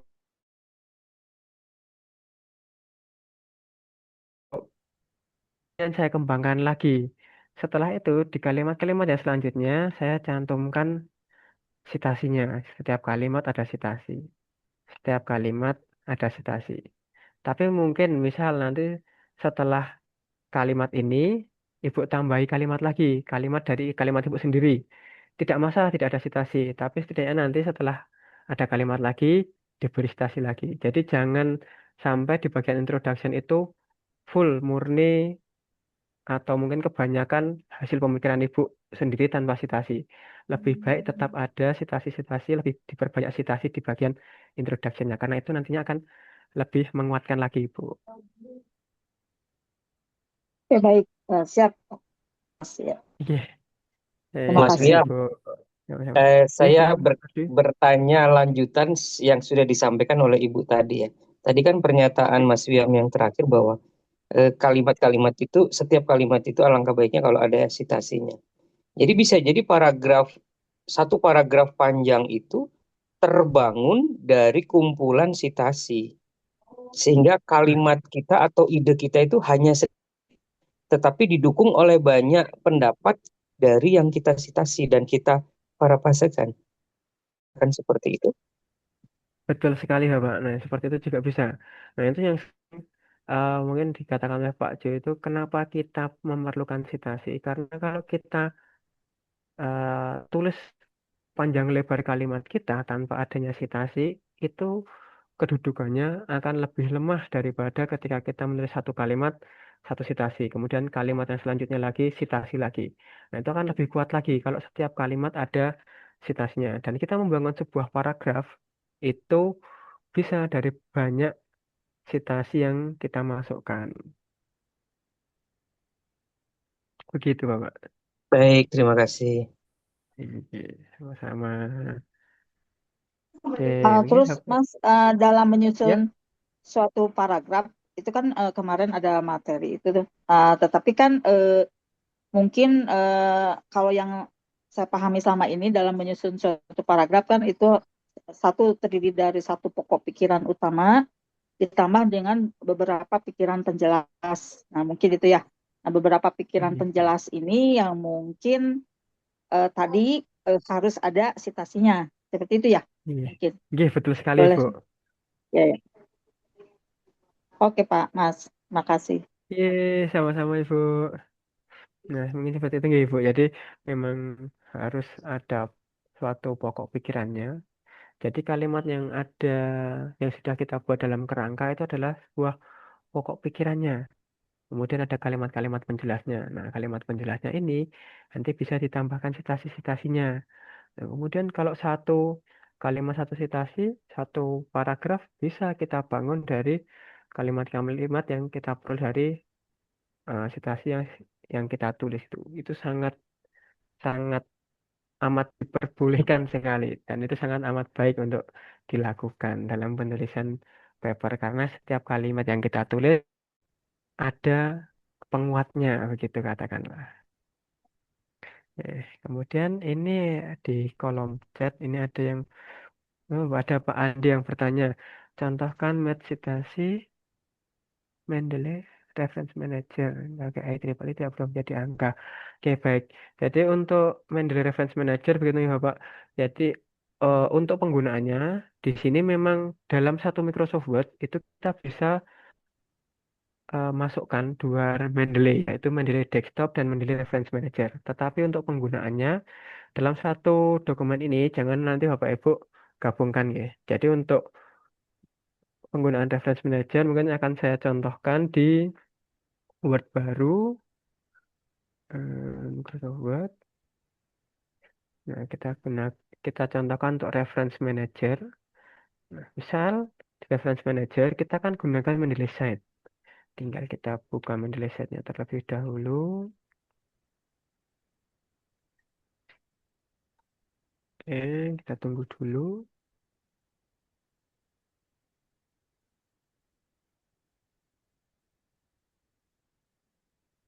Nah, di sini. Nah, untuk menggunakan Reference Manager, tentunya Bapak Ibu juga perlu membuka yang namanya Mendeley Reference Manager. Aplikasinya selain dengan Mendeley Site yang sudah ada di Microsoft Word-nya. Nah, cara penggunaan Mendeley Reference Manager ini sebenarnya mirip-mirip juga seperti halnya Mendeley Desktop. Kita bisa gunakan fitur search di sini. Misalnya saya tuliskan online learning, ini kemudian kita search. Nah, bedanya kalau di Mendeley Reference Manager itu tidak bisa terlihat kuning-kuningnya sampai di bagian bagian dalamnya hanya di judulnya. Ketika kita ingin melihat lagi seberapa banyak online learning dibahas, kita harus buka dokumennya satu persatu. Kita klik 2 kali dokumennya sama. Nah, kita cek yang ada PDF-nya. Oh, ini tidak ada file. Coba kita cek yang ini. Nah, ini ada PDF-nya. Nah, kita tunggu dulu untuk loading PDF-nya. Nah, ketika kita buka dokumennya, kita perlu search ulang. Kalau di Mendeley Desktop tadi kan kita sekali search, kita bisa langsung. Kita search di awal, kemudian kita buka dokumennya langsung dicarikan. Tapi kalau untuk Mendeley Reference Manager, kita tetap harus cari ulang. Misalnya online learning. Ini. Kita enter. Nah, tinggal kita cari. Sama seperti tadi, kita bisa gunakan next and previous. Nah, tinggal kita copy kalimatnya. Contohnya, saya copy kalimat ini. Masuk ke dokumen, ke file, pastekan saja di sini. Nah, kita rapikan sama seperti tadi. Add one at each time. Oke, nah. Kemudian untuk citasinya, nah untuk citasi kita menggunakan reference manager ini kita gunakan Mendeley Site. Mendeley Site itu adalah add-in di Microsoft Word untuk memasukkan citasi dari reference manager. Nah, untuk merge citation di reference manager itu kan tentunya kita perlu tahu dulu judulnya atau paling tidak nama dari autornya. Seperti kali ini. Stephen C. Hui. Coba kita ketikkan saja.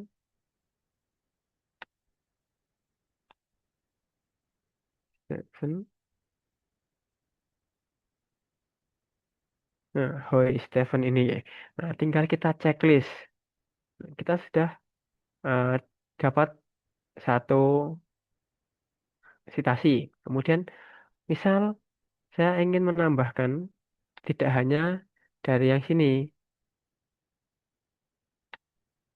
Selain di milik Stephen, tadi ada juga online learning yang disebutkan dalam milik Johnston, katakanlah. Nah, tinggal kita ketikkan juga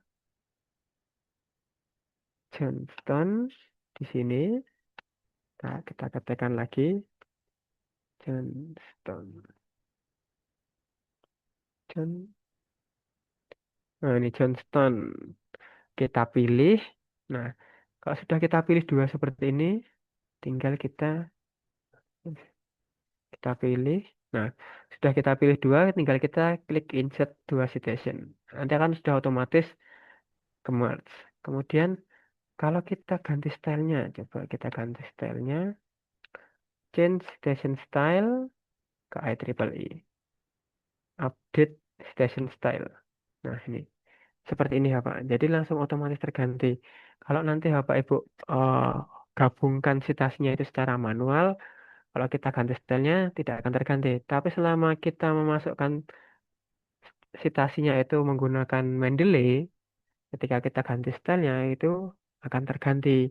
Jadi untuk Mendeley desktop memasukkan citasi referensi itu di sini.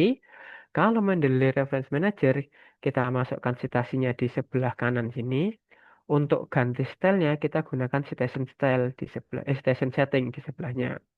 Dan kita bisa ganti-ganti, change citation style. Misal, kita ganti Vancouver, juga akan mengikuti. klik update citation style. Nah, seperti ini. Nanti akan disesuaikan. Jadi seperti itu untuk penggunaan Mendeley Reference Manager. Sebenarnya fungsinya sama, hanya letaknya saja yang berbeda, dan caranya kalau untuk Reference Manager ini kita harus bolak-balik. Kalau di Mendeley Desktop itu lebih enaknya karena kita bisa langsung sekali jalan dapat citasi langsung masuk. Seperti itu. Nah, dan untuk penggunaan Reference Manager dan Mendeley Desktop ini jangan digabung ya. Seperti tadi saya sudah mencontohkan untuk Mendeley Desktop di file yang ini. Ketika saya ingin mencontohkan untuk Mendeley Reference Manager, saya membuat yang file baru. Kenapa? Karena kalau saya gabungkan di sini nanti akan error malahan. Jadi untuk satu tulisan paper Bapak Ibu nantinya silahkan pilih salah satu. Jika sudah menggunakan Mendeley Desktop, gunakan Mendeley Desktop untuk seterusnya. Ketika sudah Mendeley Reference Manager untuk seterusnya. Kalau mau ganti ke Mendeley penulisan yang selanjutnya, seperti itu. Oke, begitu ya Bapak Ibu. Kemudian, wah ini yang terakhir tadi tentang penulisan referensi. Nah, untuk penulisan referensi ini kita bisa masukkan terakhir saja. Terakhir ketika Bapak Ibu sudah selesai dalam penulisan papernya, sudah masukkan semua citasinya, sudah dituliskan, baru nanti kita masukkan referensinya. Karena untuk masukkan referensi ini cukup mudah sekali. Tinggal Bapak Ibu nanti tinggal di scroll saja sampai bawah. Pastikan kursornya itu ada di bagian reference, di bagian kolom daftar pustaka di bawah sini. Di bagian daftar pustaka di bawah sini, kursornya ada di bawah sini, tinggal nanti Bapak Ibu klik insert bibliografi. Sini, insert bibliografi, maka semua citasi yang sudah kita tuliskan di atas nanti akan muncul. Nah, kita klik langsung semua muncul. Coba kita cek ada berapa citasi di atas. Coba kita ganti dalam bentuk IEEE yang ada angkanya. Ada 5 citasi. Kita cek ke daftar pustakanya. Wah, ternyata ada 5. Nah, kemudian ketika nanti Bapak Ibu ingin menambahkan citasi, coba kita tambahkan. Kita insert citation di sini sembarang saja. Saya menambahkan satu citasi. Menjadi 6 di atas. Ada citasi ke-6. Nanti di bagian daftar pustaka juga akan otomatis akan ada 6 citasi. Ada 6 referensi. Kemudian kalau Bapak Ibu misalnya mau menghapus, wah ini referensi yang ini sebenarnya tidak perlu, kita hapus saja. Kalau kita hapus seperti ini, kalau kita cek di bagian referensi, itu biasanya masih ada. Maka dari itu, ketika nanti Bapak Ibu misal salah mensitasi kemudian ingin dihapus, setelah hapus citasinya, silahkan Bapak Ibu nanti klik tombol refresh di atas ini. Di sebelah insert citation ini ada refresh. Nah, yang tadinya kita hapus citasinya tapi di referensi belum hilang, kalau kita refresh, nah nanti yang di referensi juga akan hilang otomatis. Jadi kalau kita tambahkan citasi bisa langsung kita tambahkan citasinya langsung tertulis di referensi. Tapi kalau untuk menghapus salah satu citasinya, kita perlu refresh. Maka dari itu sebaiknya nanti Bapak Ibu untuk insert bibliografi ini Bapak Ibu lakukan ketika penulisannya sudah selesai saja. Sekali saja ketika penulisannya sudah selesai. Kalau dalam tahap penulisan nanti takutnya masih ada hapus citasi, tambah citasi. Nah, itu nanti daripada bingung di situ, lebih baik selesai semua baru kita insert citationnya. Insert bibliografinya. Mohon maaf. Oke. Oke, mungkin seperti itu Bapak Ibu. Ada yang mau ditanyakan lagi tentang Satu lagi, Mendeley? Mas Wiam, apakah Silahkan template nanti. setiap jurnal itu dengan yang lainnya itu mayoritas sama atau mayoritas banyak berbeda template-nya? Sehingga kalau kita misalkan ada perbedaan gitu, eh, kita akan mengubah seluruhnya mulai dari menyesuaikan template-nya, kan isi tinggal menyesuaikan saja. Ya, itu apakah kita perlu melakukan, dan kalau perlu dilakukan, apakah bisa diperagakan untuk perubahan template-nya itu? Baik, Kak. Baik. Jadi untuk template ini setiap jurnal itu sebenarnya tidak semua jurnal itu mengharuskan Bapak Ibu menyesuaikan template sesuai dengan yang diminta oleh jurnal. Tapi secara umum template sebuah artikel ilmiah atau research artikel itu terdiri dari introduction, kemudian research method, result and discussion, dan conclusion. Cuma nanti mungkin di bagian jurnalnya itu ada yang mengharuskan menambahi tentang literatur review. Itu nanti tinggal ditambahkan saja. Atau mungkin kalau di sini kita buatnya dalam satu kolom template-nya, di jurnal itu meminta diubah menjadi dua kolom. Nah, itu nanti juga akan kita ubah. Tapi itu di akhir saja. Yang penting nanti Bapak Ibu selesaikan dulu dalam bentuk umumnya dulu. Dalam bentuk umum penulisan dari imratnya dulu seperti ini. Kita buat bentuk umum seperti ini, baru nanti untuk penyesuaian template kita sesuaikan di akhir. Nah, untuk penyesuaian template ini akan saya contohkan besok di sesi ke-7 ya, Bapak. Jadi ada sesi tersendiri untuk kita penyesuaian template. Itu cukup mudah sekali. Ketika Bapak Ibu sudah memiliki artikel yang sudah jadi, walaupun dalam bentuk satu kolom seperti ini, dan dari jurnal yang meminta dibuat dua kolom, itu tinggal kita pindah-pindahkan saja. Cepat sekali, tidak harus kita sesuaikan satu persatu. Ada tools-tools yang bisa membantu kita dalam pemindahan template nantinya. Seperti itu, Bapak. Jadi untuk template nanti akan kita lebih bahas mendalam lagi di sesi ke-7 ya. Oke, makasih Mas Wiam. Satu lagi, Iya. eh, Silahkan, Pak. kan kalau mungkin mahasiswa-mahasiswi S2 atau S3 itu kan ada tuntutan untuk kelulusan itu dia harus membuat suatu publikasi jurnal ya. Jadi artinya kan dari apa yang mereka tulis sampai dengan akhir dari papernya itu atau dari tesisnya atau dari disertasinya itu kan harus ada jurnal. Itu kan artinya bisa dibuat dari penelitian menjadi suatu jurnal. Nah, bagaimana dengan kalau kita tidak meneliti seperti yang sebelumnya mungkin saya sudah pernah tanyakan. Jadi kita membuat apa jurnal tapi analisanya mungkin kualitatif tapi itu kita buat dari suatu studi literatur. Bisa Iya. dibolak-balik seperti itu? Bisa, Pak. Bisa juga. Kita mungkin biasanya menggunakan sistematik literatur review begitu ya, Pak. Metodenya menggunakan SLR itu juga bisa. Jadi mungkin dalam penelitiannya sedang berjalan, tapi wah ini kita bisa mengkaji dari literatur-literatur yang sudah diterbitkan sebelumnya. Kita bisa buat jurnal dalam bentuk SLR itu tadi, sistematik literatur review. Itu bisa saja, Pak. Iya, matur suwun Mas. Iya, sama-sama, Pak. Oke, seperti itu ya, Pak Ibu. Jadi untuk, Saya mau nanya Mas ya, yes, silakan Pak Ivan. eh misal introduction itu kan tadi banyak sekali yang distansi. Tipsnya biar transisinya bagus gimana ya? Dari kalimat satu ke Transisi. kalimat lainnya. Iya. Oke, nah itu kalau untuk bagaimana biar bagus, dibuat mengalir saja, Pak.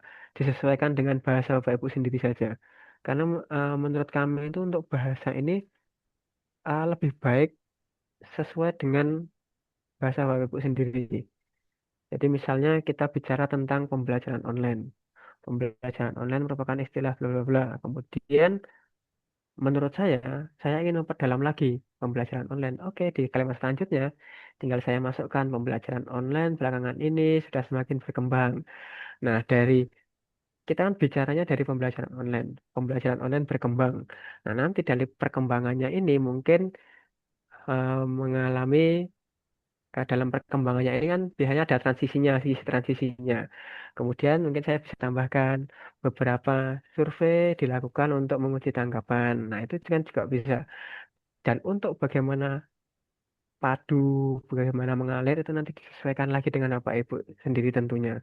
Karena kalau untuk bagaimana cara kita membuat bagus transisinya, saya rasa lebih baik itu disesuaikan lagi dengan kalimat Bapak Ibu sendiri. Mungkin seperti itu Pak Iwan. Jadi tidak ada Ya, khususnya bagaimana. ya. Siap-siap, makasih. Mas Ya, Wiam ini sama-sama menyambung Pak. juga nih Mas Wiam. Jadi betul Silakan sekali, Pak. kadang kan kita kalau sudah menempel-nempel ini kan kita nanti akan kebingungan. Dalam satu paragraf itu kalimat panjang yang kita buat itu mengalir nggak satu dengan yang lain. Kalau ini ya saya agak sependapat pada akhirnya dengan Pak Jo ya. Udahlah gunakan tuyul dan jin. Ya udah kita gunakan aja. Kan sudah kita sitasi, udah kita parafrase. Lalu kita tinggal bagaimana promnya aja. Buatkan paragraf dari awal kalimat sampai akhir kalimat menjadi kalimat yang mengalir. Bisa begitu ya? Tidak akan Oke. berubah ya kalimat itu ya kalau kita menggunakan.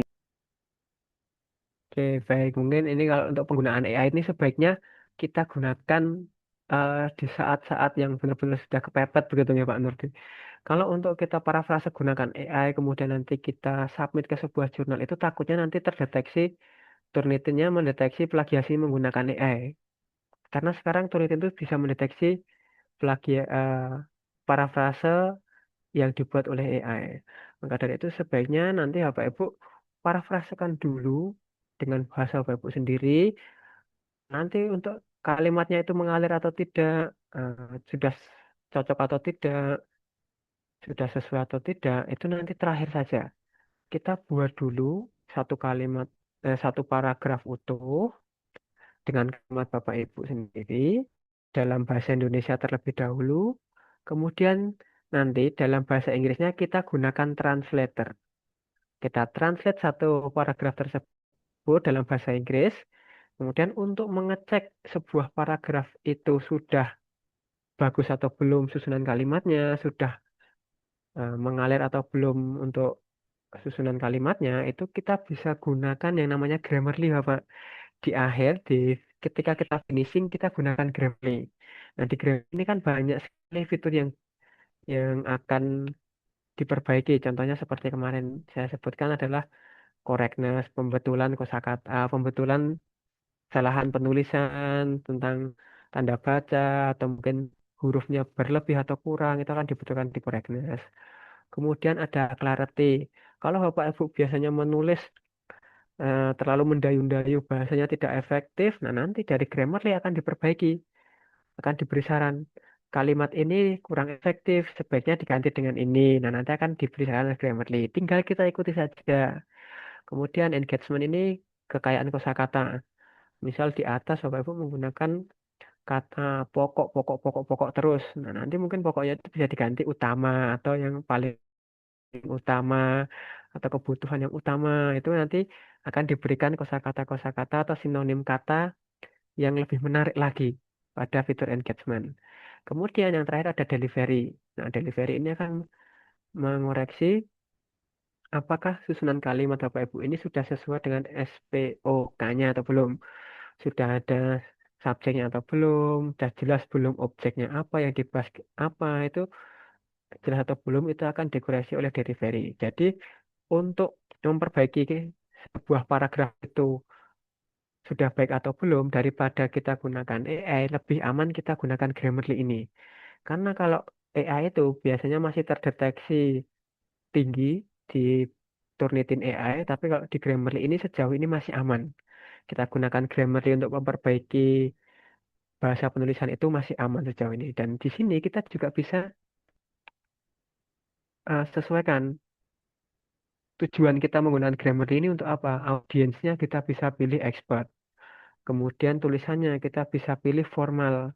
Kemudian domainnya kita bisa sesuaikan. Karena ini penelitian akademis, kita bisa gunakan domainnya akademik. Nah, kita kan bisa set goals-nya. Tujuan kita menggunakan si Grammarly ini akan mengoreksi tulisan kita sesuai dengan tujuan yang kita masukkan di sini.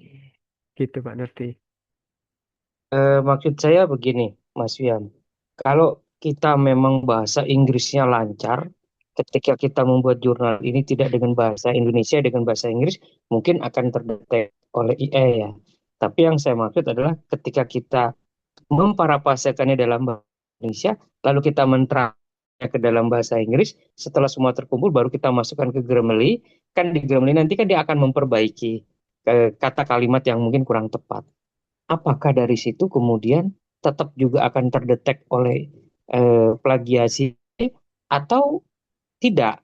Karena kalau sepemahaman saya, mungkin yang awam ya, Mas, AI detector itu kalau kita dalam bahasa Inggris kita translate itu mungkin akan berbeda kalau kita menulisnya bahasa Inggris langsung daripada bahasa Indonesia daripada bahasa Indonesia ke Inggris yang mungkin kosakatanya kan tidak sesuai dengan SPOK tadi. Pengalaman di rumah Scopus bagaimana terkait hal ini? Oke, baik. Jadi untuk sejauh ini kita gunakan Grammarly ini masih sangat aman sekali, Bapak. Jadi untuk Grammarly ini sangat membantu kita dalam memperbaiki kata kalimat-kalimat yang sudah kita tulis dalam bahasa Inggris ini, dan selama ini kita gunakan Grammarly kemudian submit di sebuah jurnal, di suatu jurnal itu tidak terdeteksi plagiasi AI. Jadi masih aman untuk Grammarly. Tapi kalau mungkin Bapak Ibu gunakan AI untuk parafrase, kemudian langsung copy dari hasil AI, pastekan di tulisannya, itu nanti akan terdeteksi plagiasi AI-nya lebih tinggi daripada kita gunakan Grammarly. Maka dari itu, memang di Rumah Scopus kami lebih menyarankan Bapak Ibu menggunakan Grammarly saja. Jadi untuk parafrase itu kita gunakan bahasa kita sendiri sebisanya, baru nanti kita perbaiki di akhir menggunakan Grammarly. Maksud saya gini, Mas Wiam, kan dari referensi yang kita dapat berbahasa Inggris itu kan kita Indonesiakan. Ya, kemudian setelah Ya. kita dapat hasil translate dari Inggris ke Indonesia. Lalu kita minta AI dalam bahasa Indonesia juga, sehingga kalimatnya kan menjadi lebih bagus lah kalau dalam bahasa Indonesia. Kemudian kita Ya. Inggriskan lagi atau kita translatekan lagi ke dalam bahasa Inggris. Lalu nantinya kan akan digunakan Grammarly. Apakah itu juga akan terdetek di AI nantinya ataukah sudah tidak? Nah, kalau seperti itu memang kita tidak bisa langsung memastikan ya Pak, tidak bisa langsung memastikan akan terdetek atau tidak, tapi sejauh ini memang kebanyakan yang terdetek plagiasi AI tinggi itu ketika kita menggunakan cara seperti itu. Dapat kalimatnya, kita masukkan ke AI, dari AI kita masukkan ke artikel kita, tanpa kita parafrase lagi, langsung kita translate ke dalam bahasa Inggris. Itu tetap masih kemungkinan besar terdeteksi plagiasi AI. Tapi kalau Bapak Ibu plagiasi AI, maaf, parafrase menggunakan AI, dapat nih kalimat dari AI, kemudian copy, paste ke tulisan Bapak Ibu, di dalam tulisan Bapak Ibu, ketika dipaste, tidak langsung ditranslate, tapi mungkin Bapak Ibu ubah sedikit. Mungkin agak dibuat sesuai dengan kalimat sebelumnya, atau mungkin sedikit nyambung dengan kalimat sebelumnya dengan bahasa Bapak Ibu sendiri. Itu lebih aman. Jadi kita bisa gunakan AI sebagai pembantu kita dalam parafrase, tapi tetap ketika kita ambil kalimat dari AI yang sudah diparafrase, kita perlu parafrase sendiri walaupun cuma sedikit, walaupun cuma beberapa kata saja yang kita ganti. Lebih amannya seperti itu, Bapak. Terima kasih, Mas. Oke, sama-sama, Bapak. Oke, bagaimana Bapak Afid? Oke.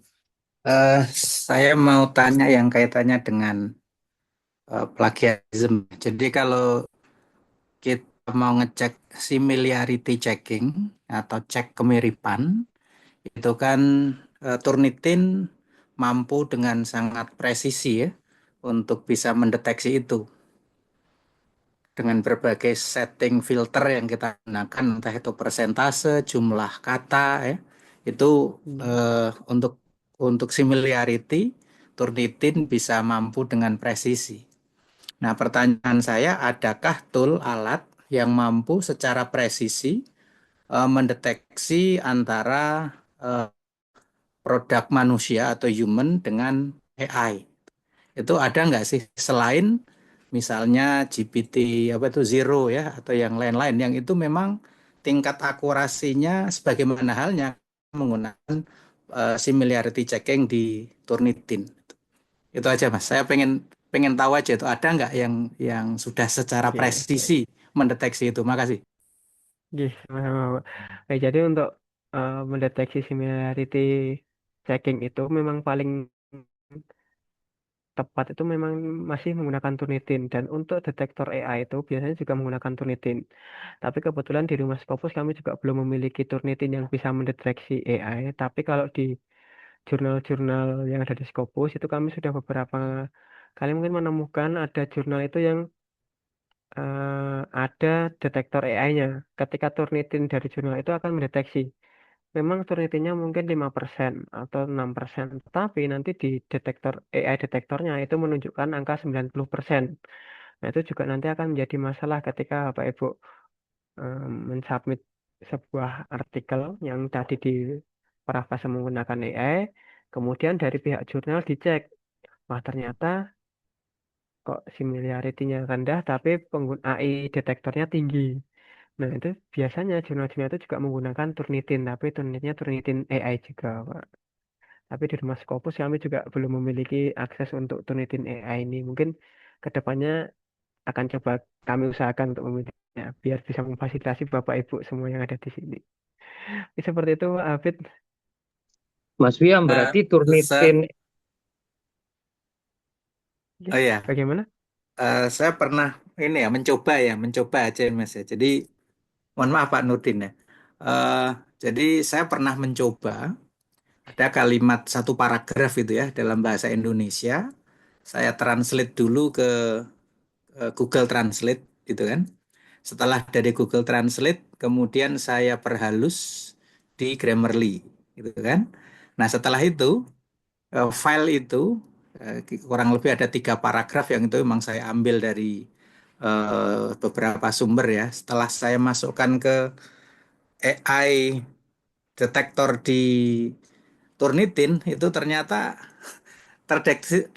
nggak terdeteksi mas nol gitu. Jadi dia katakan ini human itu bukan AI. Itu Hmm. hanya sekedar ini aja ya, sekedar pernah mencoba Ah, dengan cara seperti itu. Jadi dari Google Translate, kemudian saya perhalus di Grammarly, ya, kemudian saya masukkan ke Turnitin detektor AI, ternyata nggak terdeteksi itu. Nggak tahu itu oke. apa karena ada perpindahan bahasa dari Google Translate kemudian ke Grammarly gitu ya, saya nggak tahu juga tuh. Oke, iya, mungkin. Nah, memang seperti tadi Bung Bapak. Jadi memang sejauh ini memang Grammarly ini masih aman kalau kita gunakan untuk memperbaiki bahasa kita. Maka dari itu, daripada kami menyarankan Bapak Ibu menggunakan parafrase AI, maka dari itu lebih baik Bapak Ibu parafrase sebisanya dulu, menggunakan bahasa Bapak Ibu sendiri, kemudian nanti di akhir baru kita gunakan Grammarly ini untuk memperhalus lagi. Itu akan lebih aman dari detektor AI-nya. Seperti itu Pak Hafid, Bang. Ya, Mas Wiam masih menyambung ke pertanyaan Pak Hafiz tadi ya. Jadi Iya, maksud saya silahkan. itu basic dari apa ya pendeteksian AI detektor itu adalah bahasa Inggris atau semua bahasa.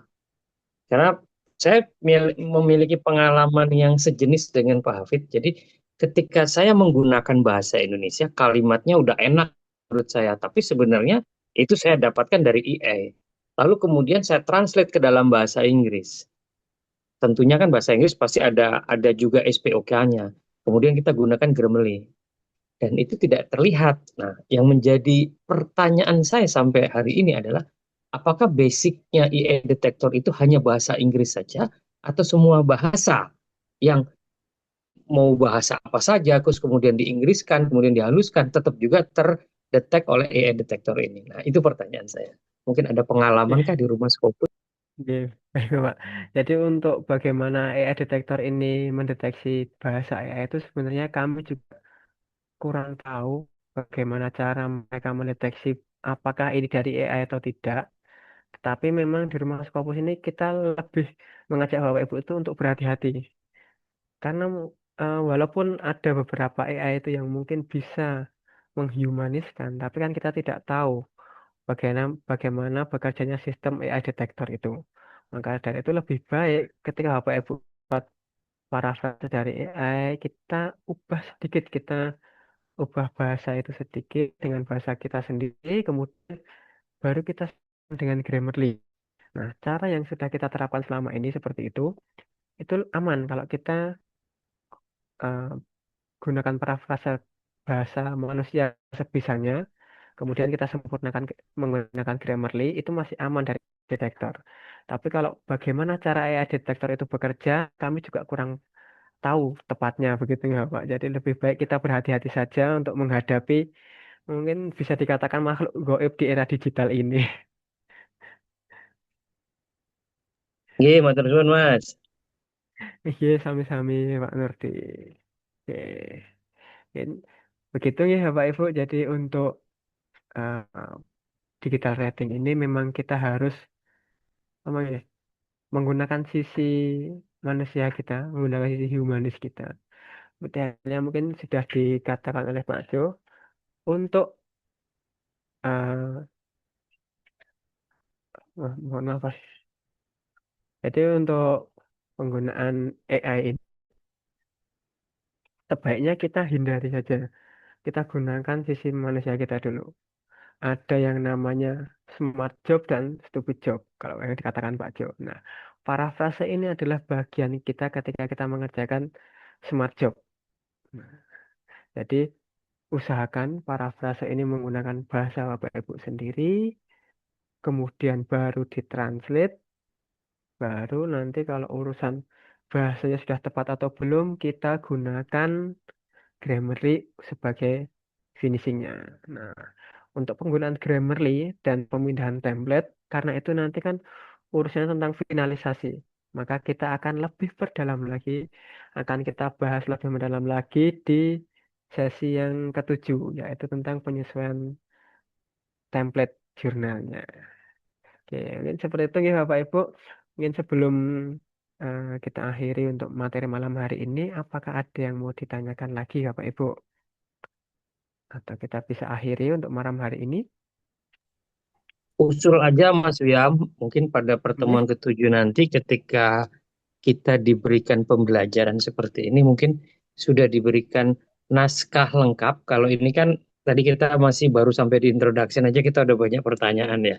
Mungkin nanti bisa pada saat udah jurnal lengkap, bagaimana cara kita mengkonvert sesuai template atau bagaimana kita mungkin nanti bisa di apa ya diperagakan dengan naskah yang sudah lengkap versi buatannya Rumah Scopus untuk memudahkan gambaran saya khususnya yang terbatas ini. Terima kasih. Baik, baik. Terima kasih Pak Nurdi sarannya. Nanti akan untuk oke, kan template-nya dengan naskah yang sudah lengkap begitu ya Pak. Kita akan cari contoh template jurnalnya yang mungkin berbeda dengan yang sudah kita tulis. Nah, nanti akan kita bahas di sesi ketujuh. Baik, terima kasih Pak Nurdi sarannya. Nanti akan kita usahakan untuk di sesi ketujuh. Oke. Mas Wiam, mohon juga Ya. ini link-link rekaman yang kita pertemuan sebelumnya, karena ada yang mungkin tidak full mengikutinya gitu, jadi sehingga bisa belajar ulang dari rekaman itu. Oke, baik Ibu. Nanti akan Hmm. kami follow up lagi untuk linknya. Sebenarnya linknya itu sama mungkin tapi tertimbun chat begitu nih Ibu. Nanti akan kami follow up lagi. Nah, Terima kasih itu Bu, banyak sudah Mas. diingatkan. Oke, Bu. Iya Pak Wiam, kami butuh yang Oke, rekaman anatomi paper Pak Wiam. baik. Ya, ya. Baik Ibu. Baik, Ya, nanti akan kami follow up lagi. baik. Terima kasih. Sukses Pak. Ya, sukses selalu Bapak Ibu. Oke, terima kasih bagi Bapak Ibu. Mungkin karena waktu juga sudah menunjukkan pukul 21:27. Dan saya rasa Bapak Ibu juga perlu menjaga kesehatan. Silakan nanti Bapak Ibu beristirahat lebih dahulu setelah seharian lelah bekerja dan malam hari ini malah masih ditambah webinar. Dan terima kasih untuk partisipasinya malam hari ini. Terima kasih semangatnya, terima kasih atensinya untuk webinar malam hari ini. Dan pastinya dari saya banyak kurangnya, banyak hal kata yang kurang berkenan di hati Bapak Ibu. Saya mohon maaf yang besar-besarnya. Dan saya bisa tutup untuk malam hari ini. Saya akhiri. Wassalamualaikum warahmatullahi wabarakatuh. Selamat malam Bapak Ibu. Selamat beristirahat dan tetap semangat selalu. Sukses selalu Bapak Ibu. Waalaikumsalam warahmatullahi wabarakatuh. Terima Terima kasih Mas kasih. Wiam. Selamat malam. Selamat malam Malam, semuanya. terima Sama-sama. kasih Mas Wiam. Terima kasih juga Bapak Ibu. Oke, saya izin end ya Bapak Ibu.